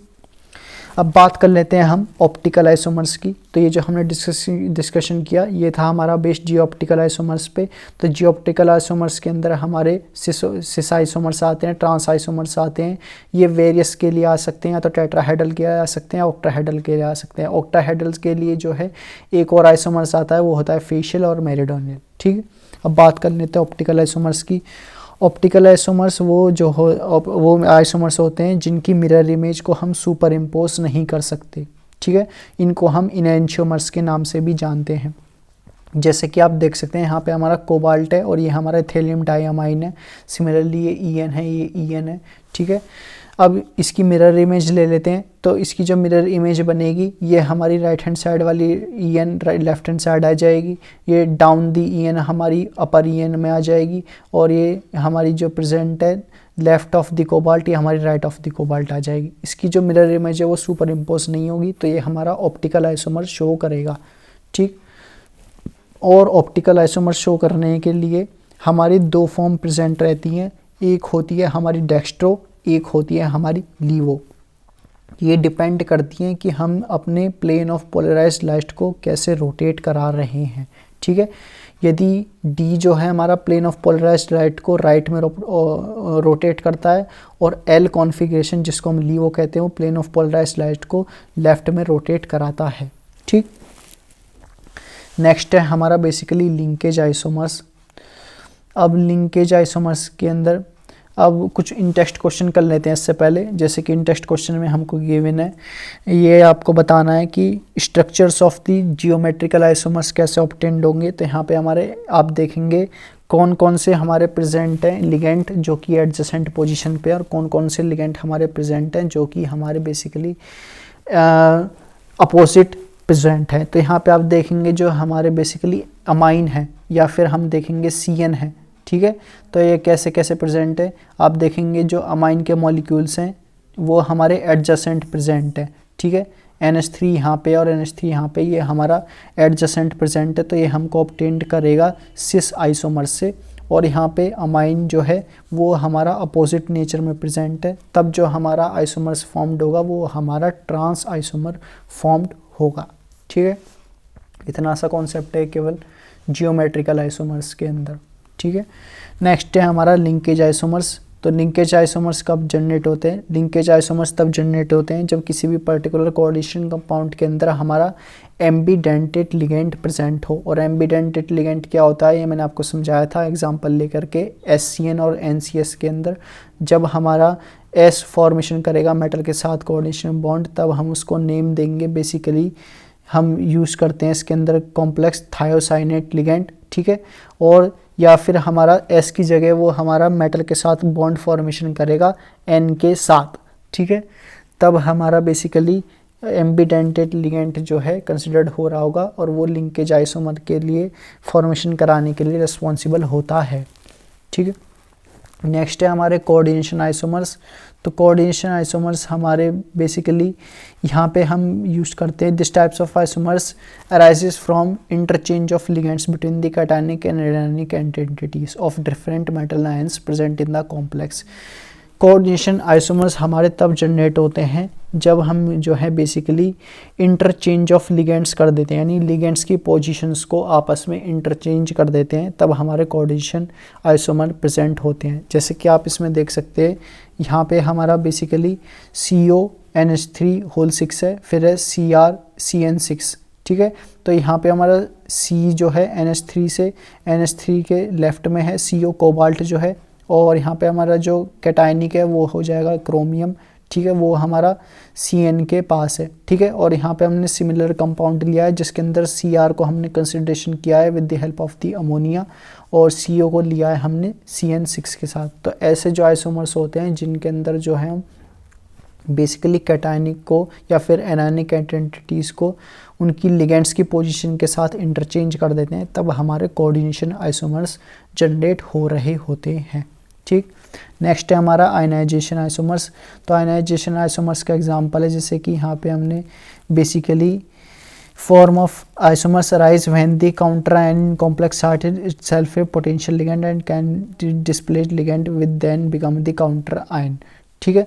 तो यहाँ पे हमारा डिस्प्लेसमेंट ऑफ लिगेंड होता है और यहाँ पे हमारा काउंटर आयन जो है वो बदल जाते हैं। जैसे कि आप देखेंगे यहाँ पे हमारे बेसिकली काउंटर आयन क्या होते हैं? काउंटर आयन हमारे वो आयन होते हैं जो कि कोऑर्डिनेशन स्फीयर के बाहर आयन्स प्रेजेंट रहते हैं। जैसे कि यहाँ पे आप देखेंगे CONH3 होल 5 SO4 Br है, तो यहाँ पे अभी जो Br है ये हमारा एक कैसा है? काउंटर आयन है। सिमिलरली इसके सिमिलर कंपाउंड के अंदर आप देखेंगे SO4 आ गया है, यानी कि अभी जो हमारा आयनाइजेशन आइसोमर बना है वो हमारा SO4 का बना है, ठीक है। ऐसे आइसोमर हमारे रिप्रेजेंट होते हैं आयनाइजेशन आइसोमर से। अब बात कर लेते हैं हम सॉल्वेट आइसोमर, जो कि हमारा लास्ट टाइप ऑफ आइसोमर है, ठीक है, जिसको हम सॉल्वेट आइसोमर को हाइड्रेट आइसोमर्स के नाम से भी जानते हैं। यहाँ पे हमारे रिस्पॉन्सिबल होते हैं, हम एक्वा मॉलिक्यूल्स लेते हैं, उनके डिस्प्लेसमेंट करा रहे होते हैं, उनको जो है कोऑर्डिनेशन इंटेंसिटी से अंदर या फिर कोऑर्डिनेशन स्पीड से जो है कन्वर्ट करा देते हैं बेसिकली काउंटर आयंस के अंदर। जैसे कि एग्जांपल है यहाँ पे हमने लिया है क्रोमियम H2O होल 6 Cl3, ये वायलेट कलर का होता है, और यहाँ पे इसका जो सॉल्वेट आइसोमर बनेगा या फिर हाइड्रेट आइसोमर जो बनेगा, यहाँ पे H2O के 5 मोल्स रहेंगे, एक H2O हमारा बाहर चला जाएगा यानी कि काउंटर आयन में प्रेजेंट हो जाएगा, तब जो हमारा आइसोमर्स जनरेट होगा वो हो जाएगा हमारा बेसिकली सॉल्वेट आइसोमेरिस, ठीक। अब बात कर लेते हैं VBT की, जो कि है हमारी वैलेंस बैंड थ्योरी। तो वैलेंस बैंड थ्योरी के अंदर आप देख सकते हैं वेरियस कोऑर्डिनेशन स्फीयर का नंबर होते हैं, उसके रिगार्डिंग हाइब्रिडाइजेशन होती है और ज्योमेट्री हमारी ऑब्टेंड हो रही होती है। यदि हमारी कोऑर्डिनेशन नंबर 4 होगी तब जो है हमारी बेसिकली sp3 ऑब्टेंड होगी, ठीक है। कोऑर्डिनेशन नंबर 4 होगी तो हमारी dsp2 ऑर्बिटल भी ऑब्टेंड हो सकती है। 5 होगी तो sp3d, ठीक है, जिसके अंदर हमारा ट्राइगोनल बाइपिरामिडल ज्योमेट्री आती है। 6 होगी तो हमारी sp3d2 हाइब्रिडाइजेशन हो सकती है या फिर d2sp3 हाइब्रिडाइजेशन हो सकती है, ठीक है। और ज्योमेट्री हमारी सेम रहेगी, दैट इज़ दी ऑक्टाहेड्रल, ठीक। अब इसके अंदर हमने एग्जांपल लिया है CONH3 होल 6 3+, ठीक है। तो ये हमारा बता रहा है कि ये डायमैग्नेट है। तो कैसे डायमैग्नेट है आइए देख लेते हैं। तो यहाँ पे हमारा गिवन है CONH3 होल 6 3+, ठीक है। तो सबसे पहला नाम हमारा क्या काम होता है, हमारा देखना होता है कि ऑक्सीडेशन स्टेट कितनी प्रेजेंट है कोबाल्ट के अंदर। अमोनिया जो है हमारा बेसिकली यहाँ पे जो कोबाल्ट के अंदर जो है प्रेजेंट हो जाएगी, हमारी अमोनिया के ऊपर जो चार्ज होता है वो होता है -1, तो सिमिलरली हो जाएगा x - 6 = 3, ठीक है। x -1 × 6, ठीक है, -6 आएगा, ठीक है। तो यहाँ पे हो जाएगा हमारा बेसिकली दैट इज़ दी, तो यहाँ पे जो ऑक्सीडेशन स्टेट कैलकुलेट करनी है वो हमको कोबाल्ट की कैलकुलेट करनी है। अब यहाँ पे ऑक्सीडेशन स्टेट आएगी हमारी various writing the with the help, तो यहाँ पे हम राइट करेंगे जैसे कि जो अमाइन है, अमाइन के ऊपर जो चार्ज होता है ये हमारा बेसिकली न्यूट्रल लिगेंड है, ठीक है। तो ये -1 चार्ज नहीं आएगा, तो यहाँ पे हमारा 0 चार्ज प्रेजेंट रहेगा। तो ये हो जाएगा हमारा बेसिकली x - 0 = 3, तो फाइनली x की वैल्यू आ जाएगी 3। तो कोबाल्ट हमारा प्रेजेंट रहेगा +3 ऑक्सीडेशन स्टेट के अंदर। अब कोबाल्ट हमारा +3 ऑक्सीडेशन स्टेट में प्रेजेंट है, तो इसका हम इलेक्ट्रॉनिक कॉन्फ़िगरेशन लिख देंगे। इलेक्ट्रॉनिक कॉन्फ़िगरेशन के अंदर हमारा +3 के अंदर आ जाएगा 3d6, यानी कि 6 इलेक्ट्रॉन्स हमारे बेसिकली फिल्ड होंगे d ऑर्बिटल्स के अंदर, ठीक है। तो इसको फिल कर देते हैं, तो ये हो जाएगी हमारी d ऑर्बिटल। d ऑर्बिटल के अंदर हमारी बेसिकली 1 2 3 4 5 प्रेजेंट रहते हैं। 6 फिल करने हैं, तो सबसे पहले हो जाएगा 1 2 3 4 5, और एक हो जाएगा हमारा बेसिकली एक यहाँ पे आ जाएगा, ठीक है। 4s और 4p ऑर्बिटल हमारी वेकेंट रहेंगी, ठीक है। p के अंदर हमारी 3 ऑर्बिटल होती हैं, ये हो जाएगी 4s, ये हो जाएगी 4p और ये हो जाएगी 3d, ठीक। अब क्योंकि जो अमाइन है वो हमारा एक एक्ट करता है as a strong field ligand, तो स्ट्रॉन्ग फील्ड लिगेंड के अंदर क्या है, स्ट्रॉन्ग फील्ड लिगेंड के अंदर हमारी पेयरिंग ऑफ इलेक्ट्रॉन हो जाती है। अब क्योंकि हमारे इलेक्ट्रॉन पेयर हो जाएंगे, तो आप देखेंगे कि ये हमारे बन जाएगा 3D के अंदर पेयरिंग हो जाएगी 1 2 3 4, ठीक है। पेयरिंग कैसे होगी 1, ठीक है, 1 हमारा पेयरिंग के साथ ही है। तो सिमिलरली तो इसके अंदर है 3d6, तो 1 2 3 4 5 6 ऐसे पेयरिंग हो जाएगी, और 4s और 4p ऑर्बिटल हमारी वेकेंट रहेंगी, ठीक है। तो अब जो हमारी कॉन्फ़िगरेशन आ जाएगी वो कैसे आएगी, आप देख सकते हैं यहाँ पे हमारी कौन कौन सी ऑर्बिटल वेकेंट है। तो यहाँ पे हमारी जो वेकेंट है वो हो जाएंगी d2sp3, d2sp3। अब ये d2sp3 कैसा कॉम्प्लेक्स है, तो ये मैंने आपको बताया था, जिसका भी हाइब्रिडाइजेशन d2sp3 आ जाएगा वो हमारा बेसिकली रिप्रेजेंट करेगा एज दी ऑक्टाहेड्रल कॉम्प्लेक्स से, ठीक है। यानी कि उसका ऑक्टाहेड्रल कॉम्प्लेक्स का कोऑर्डिनेशन नंबर आ जाएगा 6, ठीक। तो ऐसे हम निकाल रहे होते हैं किसी भी वैलेंस बैंड थ्योरी को, ठीक है। अब बात कर लेते हैं हम नेक्स्ट कॉन्सेप्ट पर बेस्ड, ये तो था रिगार्डिंग हमने देखा ऑक्टाहेड्रल, ठीक है। हाँ, और एक पॉइंट ये भी है कि इसके अंदर जो बेसिकली ऑक्टाहेड्रल है ये हमारा इनर ऑर्बिटल है। इनर ऑर्बिटल क्यों है, इनर ऑर्बिटल इसलिए है क्योंकि इसके अंदर जो है हमारी बेसिकली d ऑर्बिटल्स प्रेजेंट हैं, ठीक है। d ऑर्बिटल्स के अंदर हमारी पेयरिंग हुई थी, तो ये हमारा इनर ऑर्बिटल है, या फिर हमारा हम कह सकते हैं लो स्पिन कॉम्प्लेक्स है, ठीक है, लो स्पिन कॉम्प्लेक्स, क्योंकि इनर d ऑर्बिटल हमारी यूज्ड होती है। इनर d ऑर्बिटल यूज्ड हो रही हैं ताकि यहाँ पे हमारी पेयरिंग हो सके, और पेयरिंग क्यों हुई, पेयरिंग हमारी इसलिए हुई ताकि ये जो हमारा NH3 है वो हमारा एज ए एक्ट करता है स्ट्रॉन्ग फील्ड लिगेंड, ठीक है। तो ऐसे हम जो है बेसिकली देखते हैं किसी भी पर्टिकुलर वैलेंस बैंड थ्योरी को। तो सबसे पहले इसमें के अंदर आपको ध्यान रखना है, ऑक्सीडेशन स्टेट निकालनी है कैटायन की, ठीक है। फिर पेयरिंग करानी है, पेयरिंग कराने के बाद देखनी है कौन कौन सी ऑर्बिटल वैकेंट्स हैं, जो भी ऑर्बिटल्स वैकेंट है उनका नेम मेंशन कर देना है, हाइब्रिडाइजेशन मेंशन कर देनी है, और उनका हाइब्रिडाइजेशन मेंशन हो जाएगा तब हमारी ज्योमेट्री ऑब्टेंड होगी, जैसे कि ऑक्टाहेड्रल ज्योमेट्री ऑब्टेंड हुई। ऑक्टाहेड्रल ज्योमेट्री के बाद हमारी जो बेसिकली प्रेजेंट होगी वो हो जाएगी हमारा कोऑर्डिनेशन नंबर। ऑक्टाहेड्रल है तो कोऑर्डिनेशन नंबर 6 आ जाएगा, टेट्राहेड्रल है तो हमारा कोऑर्डिनेशन नंबर 4 आ जाएगा, ठीक है। अब हम जो है एक नेक्स्ट एग्जांपल देख लेते हैं टेट्राहेड्रल का। जैसे कि आप देखेंगे यहाँ पे हमको गिवन है NiCl4 2-, तो सबसे पहले हमारा काम है कि ऑक्सीडेशन नंबर को कैलकुलेट करना। ये हो जाएगा x minus 4 is equal to -2। ये हो जाएगा हमारा बेसिकली x प्लस 2। तो निकल हमारा प्रेजेंट है +2 के अंदर, तो +2 के अंदर हमारी निकल की कॉन्फ़िगरेशन हो जाएगी 3d8। ठीक है, अब यहाँ पे जो है हम डायग्राम ड्रॉ कर लेंगे। कैसे ड्रॉ करेंगे, तो D के अंदर हमारी बेसिकली 5 ऑर्बिटल्स होती हैं। ये हो जाएगा 1 2 3 4, ये हो जाएगा 5। ठीक है, फिर हम ड्रॉ करेंगे 4s का, देन हम ड्रॉ करेंगे 4p का। 4p के अंदर 3 ऑर्बिटल होती हैं। 8 इलेक्ट्रॉन्स ड्रॉ करने हैं। तो 8 इलेक्ट्रॉन्स कैसे ड्रॉ करने हैं, हमको पहले डायरेक्टली पेयरिंग नहीं करनी है। ठीक है, ये कॉन्सेप्ट आपको ध्यान रखना है। तो सबसे पहले आपको जो है एक इलेक्ट्रॉन ऐसे हो गया। ठीक है, फिर हमारा नेक्स्ट ऑर्बिटल के अंदर जाएगा इलेक्ट्रॉन पेयरिंग होने से पहले। तो हमको 8 इलेक्ट्रॉन ड्रॉ करने, वो जाएंगे 1 2 3 4 5 6 7 8। ठीक है, और ये हमारे हो जाएंगे 4s 4p, ये हो जाएगी 3d। ठीक है, अब देखना है कि Cl कैसा है हमारा। तो Cl हमारा जो है as a weak field ligand है। ठीक है, ये आप पढ़ेंगे स्पेक्ट्रोकेमिकल सीरीज़ के अंदर। ऑर्डर हम देखेंगे कि सबसे पहले जो है हमारा बेसिकली आयोडाइड होता है as a weak field ligand, उसके सिमिलर हमारा Cl होता है। फिर हमारे न्यूट्रल एटम्स आते हैं, यानी जिसके अंदर अमोनिया हो गया, एक्वा हो गया। ठीक है, फिर हमारे बेसिकली पॉजिटिव आते हैं, यानी कि कैटायनिक लिगेंड्स आ रहे होते हैं। ठीक है, तो ऐसे हमारा ऑर्डर चलता है स्पेक्ट्रोकेमिकल सीरीज़ का। अब क्योंकि ये हमारा वीक फील्ड लिगेंड है, तो पेयरिंग हमारी यहाँ पे नहीं होगी।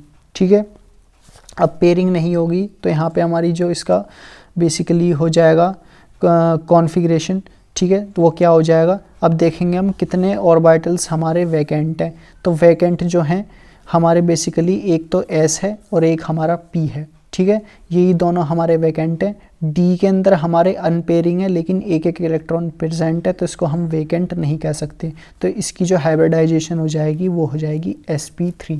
ठीक है, अब ये मैंने आपसे बताया था किसी भी कॉम्प्लेक्स की यदि हाइब्रिडाइजेशन sp3 है तो उसके रिगार्डिंग ज्योमेट्री आएगी हमारी टेट्राहेड्रल। ये हो जाएगी टेट्राहेड्रल। ठीक, टेट्राहेड्रल ज्योमेट्री है तो कोऑर्डिनेशन नंबर कितना आ जाएगा, कोऑर्डिनेशन नंबर आ जाएगा हमारा 4। ठीक, तो ऐसे कैलकुलेट करते हैं हम, देखते हैं किसी भी पर्टिकुलर रिगार्डिंग हमारे VBT वैलेंस बैंड थ्योरी। ठीक है, अब हमारा जैसे NiCO4 है, तो CO जो है हमारा बेसिकली ये CO के ऊपर हमारा जो चार्ज है वो हमारा बेसिकली कैसा है, CO हमारा एक्ट करता है as a strong field ligand. ठीक है, स्ट्रॉन्ग फील्ड लिगेंड है, और यहाँ पे हमारा ये कैसा लिगेंड है, ये हमारा स्ट्रॉन्ग फील्ड लिगेंड है, इसके ऊपर चार्ज है हमारा 0। तो यहाँ पे जो निकल है वो हमारा टेट्राहेड्रल ज्योमेट्री में आ जाएगा, डायमैग्नेटिक हो जाएगा, यानी सारे के सारे इलेक्ट्रॉन पेयर्ड रहेंगे और कोई भी अनपेयर्ड इलेक्ट्रॉन नहीं प्रेजेंट रहेगा। ठीक है, तो ये आप समझ गए कि NiCl4 होल ट्वाइस जो है इसके अंदर ऑक्सीडेशन स्टेट आ जाएगी +2, इलेक्ट्रॉनिक कॉन्फ़िगरेशन होता है 3d8, हाइब्रिडाइजेशन हो जाएगा sp3, ज्योमेट्री हो जाएगी टेट्राहेड्रल। ठीक है, अब बात कर लेते हैं हम बेसिकली नेक्स्ट क्वेश्चन की। जैसे कि यहाँ पे गिवन है कि NiCN होल 4 ट्वाइस माइनस, तो इसकी VBT हम कैसे ड्रॉ करेंगे, तो इसकी VBT भी देख लेते हैं।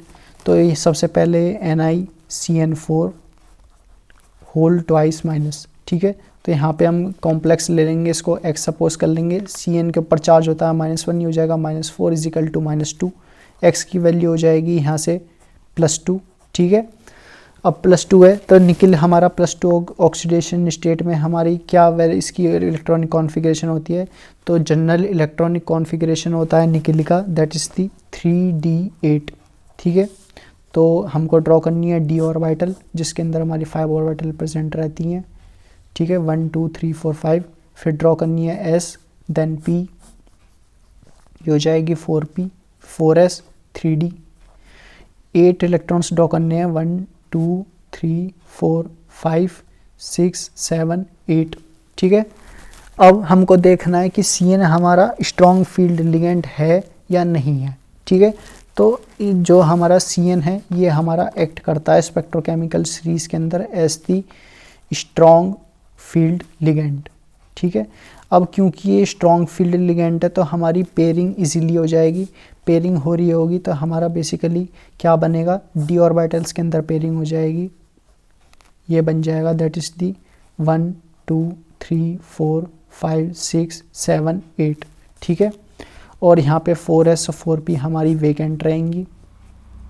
तो अब हम देख लेते हैं कौन कौन सी ऑर्बिटल हमारी वेकेंट है। तो एक हमारी डी ऑर्बिटल वेकेंट है और एक एस है और 3 हमारी बेसिकली पी की ऑर्बिटल वेकेंट है। तो इसका जो हमारा हाइब्रिडाइजेशन आ जाएगा वो आ जाएगा DsP2, ठीक है। तो ये हमारा बेसिकली DsP2 है। अब DsP2 के रिगार्डिंग हम देख लेते हैं हमारा क्या ऑब्टेंड होगा। तो DsP2 जिसका भी हमारा ऑब्टेंड होता है वो होता है हमारा एस दी टेट्राहेड्रल स्क्वायर प्लेनर, ठीक है। स्क्वायर प्लेनर ज्योमेट्री रहती है, स्क्वायर प्लेनर, और जिसकी भी ज्योमेट्री स्क्वायर प्लेनर है उसमें आपको ध्यान रखना है कि कोऑर्डिनेशन नंबर हमारा 4 रहेगा, ठीक। तो ऐसे ड्रॉ करते हैं हम BBT को, तो आप समझ गए। अब नेक्स्ट है हमारी basically magnetic property of coordination compound. ये कुछ इतनी खास नहीं है, इसके अंदर डिस्कस किया था VBT ने कि हम जो है मैग्नेटिक प्रॉपर्टीज़ को भी बता सकते हैं किसी भी पर्टिकुलर कोऑर्डिनेशन कंपाउंड की। जैसे कि हम डिस्कस करते हैं कि लो स्पिन कॉम्प्लेक्स हो गया, हाई स्पिन कॉम्प्लेक्स हो गया, इनर डी ऑर्बिटल प्रेजेंट है, आउटर डी ऑर्बिटल प्रेजेंट है। तो VBT की द्वारा जो है हम बेसिकली मैग्नेटिक प्रॉपर्टी को शो कर सकते हैं किसी भी पर्टिकुलर कोऑर्डिनेशन कंपाउंड की, ठीक है। अब कुछ लिमिटेशंस थी हमारी VBT की, जैसे कि it involves a number of assumptions. यहाँ पे हमारी वेरियस अजम्पशन प्रेजेंट थी, ठीक है। It does not give the quantity interpretation of magnetic data. अब मैग्नेटिक डेटा कैसे कैलकुलेट होता है, मैग्नेटिक डेटा हमारा कैलकुलेट हो रहा होता है with the help of the movement, ठीक है। अब मूवमेंट की मदद से हमारा मैग्नेटिक डेटा कैलकुलेट होता है, लेकिन यहाँ पे VBT ने मूवमेंट के बारे में कुछ नहीं बताया था। That's why it was the limitations of the valence band theory. It does not explain the color exhibit by the coordination compound, ठीक है। तो कलर के बारे में, कोऑर्डिनेशन कंपाउंड के जो कलर होते हैं उसके बारे में VBT ने नहीं मेंशन किया था। It does not make exact prediction regarding the tetrahedral square planar structure of 4 coordinate complexes, ठीक है। तो इन्होंने एग्जैक्ट प्रेडिक्शन नहीं बताई थी कि टेट्राहेड्रल या फिर स्क्वायर प्लेनर जो हैं ये हमारे 4 कोऑर्डिनेट कॉम्प्लेक्स के होते हैं।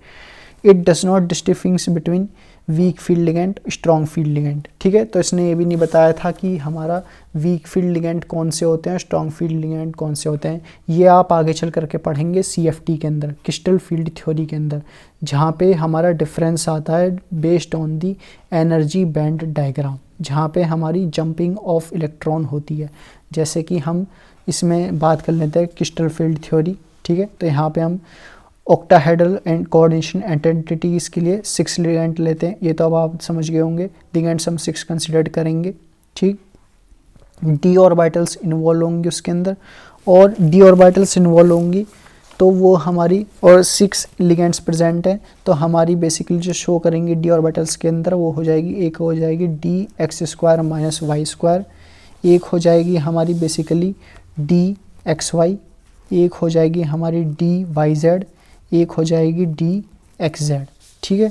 तो ये 4 आइडेंटिटी हमारी बेस्ड होती है to draw the energy band diagram. अब एनर्जी बैंड डायग्राम के अंदर हम लेते हैं, एक लेते हैं अपर कॉम्प्लेक्स, एक लेते हैं लोअर कॉम्प्लेक्स, ठीक है। अपर कॉम्प्लेक्स और लोअर कॉम्प्लेक्स हमारे चेंज होते रहते हैं, वैसे इनका नेम होता है T2G से और EG से, ठीक है। EG एंड T2G ये हमारे चेंज होते रहते हैं। यदि स्ट्रॉन्ग फील्ड लिगेंड आ गया तब हमारी पेयरिंग हो जाएगी, यानी कि EG और T2G हमारी सेम रहेंगी। लेकिन वीक फील्ड लिगेंड आ गया तब हमारी जो है T2G और EG हमारी चेंज हो जाएंगी, क्योंकि वहाँ पे पेयरिंग नहीं होगी, वहाँ पे हमारी jumping of the electron higher energy state में जाएगा, ठीक है। ये कॉन्सेप्ट है हमारा क्रिस्टल फील्ड थ्योरी का। अब जो है जिसकी हम बात कर रहे थे वो है हमारी स्पेक्ट्रोकेमिकल सीरीज़। ये काफ़ी इम्पोर्टेंट है, इसको आप जरूर याद रखना कि सबसे पहले हमारा आयोडीन आता है, ठीक है। फिर आता है हमारा ब्रोमीन, ठीक है। Then SCN chloride, SFOH- oxalato amine, thiosulphate, EDTA ethylene diamine ट्राइफॉल, ठीक है, ammonia EN cyanido and then CO, ठीक है, ये ऑर्डर है। तो सबसे पहले हम लेते हैं एनायनिक लिगेंड, बीच में ले रहे होते हैं हम न्यूट्रल लिगेंड, देन हम लेते हैं कैटायनिक लिगेंड, ठीक है। कैटायनिक लिगेंड के बीच में एक एक्सेप्शन है इसमें, जैसे कि CN- जो है ये हमारा इन्वॉल्व हो जाता है किसके बीच में, कैटायनिक लिगेंड्स के बीच में। CN- जो है हमारा एक एनायनिक लिगेंड है, लेकिन ये एक्ट करता है एज द एक्सेप्शन, तो ये हमारा कैटायंस के बीच में इन्वॉल्व हो जाता है स्पेक्ट्रोकेमिकल सीरीज़ के अंदर, ठीक। ये कॉन्सेप्ट मैंने आपको बता दिया क्रिस्टल फील्ड थ्योरी के अंदर कि हमारा जब भी हमारा delta not present less than होगा P से। अब डेल्टा नॉट क्या है, डेल्टा नॉट बताता है हमारी पेयरिंग एनर्जी से, और P हमको रिप्रेजेंट करता है energy required for the electron pairing in single orbital, ठीक है। इलेक्ट्रॉन के अंदर हमारी कैसे पेयरिंग होगी सिंगल ऑर्बिटल में, वो हमारी रिप्रेजेंट करता है P से, ठीक है। तो fourth electron enters into 1 EG orbital giving the configuration T2G3 EG1, ठीक है। तो अब क्योंकि हमारा बेसिकली जो कॉम्प्लेक्स यदि टेट्राहेड्रल है तो एक इलेक्ट्रॉन जो है हमारा बेसिकली EG ऑर्बिटल में जाएगा, क्योंकि वो जंप कर जाएगा यदि वो वीक फील्ड लिगेंड है तो, ठीक है। और यदि वो वीक फील्ड लिगेंड नहीं है, स्ट्रॉन्ग फील्ड लिगेंड है, तब वो हमारा जो है हाइयर एनर्जी बैंड में जो है जंप नहीं करेगा, लोअर एनर्जी बैंड के अंदर ही पेयरिंग कर रहा होगा, ठीक। नेक्स्ट है हमारा कलर इन दी कोऑर्डिनेशन कंपाउंड। तो अब इसके अंदर हमारे वेरियस कलर कैसे ऑब्टेन करते हैं कोऑर्डिनेशन कंपाउंड के अंदर, हम वो देख लेते हैं। तो जैसे कि हमारी कोऑर्डिनेशन एंटिटीज़ गिवन है, ठीक है, ये लाइट एब्जॉर्ब करने से पहले हमारा क्या कलर था, और लाइट एब्जॉर्ब करने के बाद जो है कलर के अंदर चेंजेस आएंगे, वो कैसे आते हैं देख लेते हैं। जैसे कि हमने कोई भी ऑक्टाहेड्रल कॉम्प्लेक्स लिया, ठीक है, T2 हमने लिया बेसिकली TiH2O6 होल थ्राइस, तो ये हमारा ऑक्टाहेड्रल कॉम्प्लेक्स है क्योंकि H2O हमारे 6 में प्रेजेंट है, ठीक है। तो इसकी हमारी +3 ऑक्सीडेशन स्टेट में इसकी वैल्यू हो जाएगी 3D1। तो मेटल की जो D ऑर्बिटल है वो हमारी T2G लेवल पे यानी कि ग्राउंड स्टेट में कॉम्प्लेक्स के अंदर प्रेजेंट है। अब यहाँ पे जो है पेयरिंग नहीं होगी क्योंकि स्ट्रॉन्ग फील्ड लिगेंड नहीं है, तो इलेक्ट्रॉन जो है हमारा जंप नहीं करेगा, ठीक है। वीक फील्ड लिगेंड भी नहीं है तो इलेक्ट्रॉन जंप नहीं करेगा, स्ट्रॉन्ग फील्ड लिगेंड नहीं है तो हमारी पेयरिंग भी नहीं होगी। जब ऐसे दोनों केस आ जाएंगे, ना ही पेयरिंग हो रही हो ना ही जंपिंग ऑफ इलेक्ट्रॉन हो रहा हो, तब हमारा बेसिकली EG जो ऑर्बिटल है वो हमारा वेकेंट रह जाएगा। अब EG ऑर्बिटल यदि वेकेंट रह जाता है और उसके ऊपर हम बेसिकली लाइट को एब्जॉर्ब करा देते हैं, तब हमारा चेंजेस ऑफ कलर होता है, कलर के अंदर चेंज आ रहा होता है, ठीक है। जो पहले हमारा कोऑर्डिनेशन कंपाउंड येलो कलर का था उसके ऊपर जो है हमारा लाइट एब्जॉर्ब करके वायलेट कलर का हो जाएगा।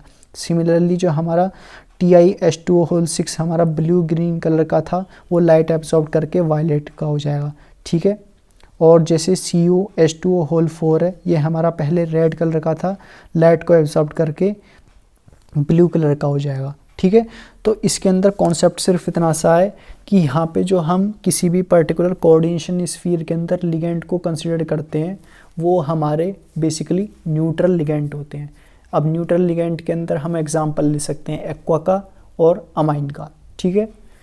तो ये आपको ध्यान रखना है कि इसके अंदर जो कॉन्सेप्ट है वो ना तो यहाँ पे पेयरिंग होती और ना ही यहाँ पे jumping of the electron higher state में हो रहे होते। अब क्योंकि हमारी वेकेंट ऑर्बिटल रह जाती है EG की, तो that's why after passing the light it will be get absorbed, और एब्जॉर्ब्ड होने से लाइट जो है हमारी डिफरेंट कलर पैटर्न शो कर रही होती है, ठीक। और भी कुछ एग्जांपल्स की विनर, जैसे कि आप देखेंगे it is important to notate the absence of ligand. Ligand की एब्सेंस में जो है crystal field splitting does not occur, तो क्रिस्टल फील्ड स्प्लिटिंग हमारी अकर नहीं होती, हैंस जो सब्सटेंस है वो हमारा कलरलेस सब्सटेंस ऑब्टेन्ड होता है। क्योंकि लिगेंड एब्सेंस में होता है तो हमारा जो सब्सटेंस प्रेजेंट होगा वो हमारा कलरलेस कंपाउंड प्रेजेंट होगा। जैसे कि यहाँ पे हमारा TiH2O6 है, Cl3 है, इसको हमने हीटिंग किया तो हमारा फाइनली कलरलेस कंपाउंड ऑब्टेन्ड हुआ, क्योंकि यहाँ पे कोऑर्डिनेशन एंटिटी के अंदर ही हम देखते हैं केवल। यदि कोऑर्डिनेशन स्फीयर के अंदर हमारा न्यूट्रल मॉलिक्यूल प्रेजेंट है, अब H2 हमारा प्रेजेंट है। यदि यहाँ पे हमारा Cl3 प्रेजेंट होता इस कोऑर्डिनेशन स्फीयर के अंदर, तब हम कह सकते हैं वीक फील्ड लिगेंड की वजह से जो है हमारी बेसिकली क्या हो जाती, जंपिंग ऑफ द इलेक्ट्रॉन हो जाता हायर एनर्जी स्टेट के अंदर। ठीक है, अभी क्योंकि ये हमारा Cl यहाँ पे एक्ट कर रहा है एज द काउंटर आयन, तो यहाँ पे हमारी ना ही पेयरिंग होगी और ना ही जंपिंग ऑफ द इलेक्ट्रॉन हो रही होगी। ठीक है, सो ये था रिगार्डिंग हमारा बेसिकली कोऑर्डिनेशन कंपाउंड के अंदर। अब इसके अंदर जो लास्ट टॉपिक है वो है हमारा basically limitations of crystal field theory. तो क्रिस्टल फील्ड थ्योरी की लिमिटेशंस देख लेना आप, ज़्यादा हार्ड नहीं है।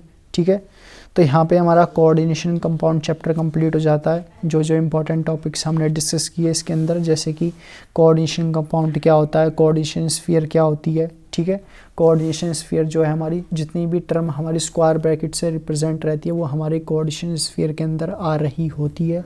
ठीक है, काउंटर आयंस हमने प्रेजेंट किए। काउंटर आयंस हमारे वो आयंस होते हैं जो कि कोऑर्डिनेशन स्फीयर से बाहर होते हैं। वर्नर थ्योरी डिस्कस की हमने। वर्नर थ्योरी डिस्कस करती है हमारी regarding the primary valency of the electron and the secondary valency of the electron. ठीक है, वैलेंस बैंड थ्योरी देखी हमने। वैलेंस बैंड थ्योरी के अंदर कॉन्सेप्ट है ये हमको डिस्कस करती है बेसिकली मैग्नेटिक बिहेवियर को लो स्पिन कॉम्प्लेक्स से हाई स्पिन कॉम्प्लेक्स से। डायमैग्नेटिक बताती है या सब्सटेंस पैरामैग्नेटिक है, इसको शो कर रही होती है। क्रिस्टल फील्ड थ्योरी के अंदर हम एनर्जी बैंड डायग्राम देखते हैं। ठीक है, यदि हमारा स्ट्रॉन्ग फील्ड लिगेंड प्रेजेंट है क्रिस्टल फील्ड थ्योरी के अंदर, तब हमारी पेयरिंग ऑफ इलेक्ट्रॉन हो जाएगी। ठीक है, और यदि हमारा वीक फील्ड लिगेंड प्रेजेंट है तब हमारी इलेक्ट्रॉन की जंपिंग हो रही होगी हायर एनर्जी स्टेट के अंदर। ठीक, अब कुछ कोऑर्डिनेशन कंपाउंड की एप्लीकेशन देख लेते हैं। तो वेरियस एप्लीकेशन है, जैसे कि हम जो है मेटलर्जिकल प्रोसेस में, मेडिसिन केमिस्ट्री में, ठीक है, इनके अंदर जो है हम कोऑर्डिनेशन कंपाउंड का यूज़ कर रहे होते हैं, क्योंकि कोऑर्डिनेशन कंपाउंड के अंदर जो बॉन्डिंग होती है वो काफ़ी स्ट्रॉन्ग होती है, क्योंकि इनके अंदर जो ये कोऑर्डिनेशन कंपाउंड फॉर्मेशन होते हैं ये हमारे फॉर्मेशन हो रहे होते हैं with the help of the transition metal से। ठीक है, तो इतना ध्यान रखना है केवल आपको कोऑर्डिनेशन कंपाउंड के अंदर। और यहाँ पे हमारा कोऑर्डिनेशन कंपाउंड के बाद जो है NCERT जो है पार्ट 1 वो कंप्लीट हो जाती है। ठीक है, इसमें आपको जो इम्पोर्टेंट टॉपिक्स आ सकते हैं, जैसे कि आपसे बोर्ड के अंदर नेमिंग पूछ लेगा, IUPAC नेमिंग बताओ। ठीक है, K4 एफिशिएंस की या फिर K3 एफिशिएंसिक्स की, ठीक है, नेमिंग आ सकती है, तो ये आपको ध्यान रखना है। वैलेंस बैंड थ्योरी पे JEE के अंदर जो क्वेश्चन आते हैं वो आते हैं रिगार्डिंग हमारे basically the colouring of the coordination compound पे बेस्ड क्रिस्टल फील्ड थ्योरी पे और वैलेंस बैंड थ्योरी पे। So that's all about this video. इस वीडियो में हम इतना ही रखते हैं, बाकी का नेक्स्ट डिस्कशन जो है हम नेक्स्ट वीडियो में करेंगे। तब तक के लिए कीप लर्निंग।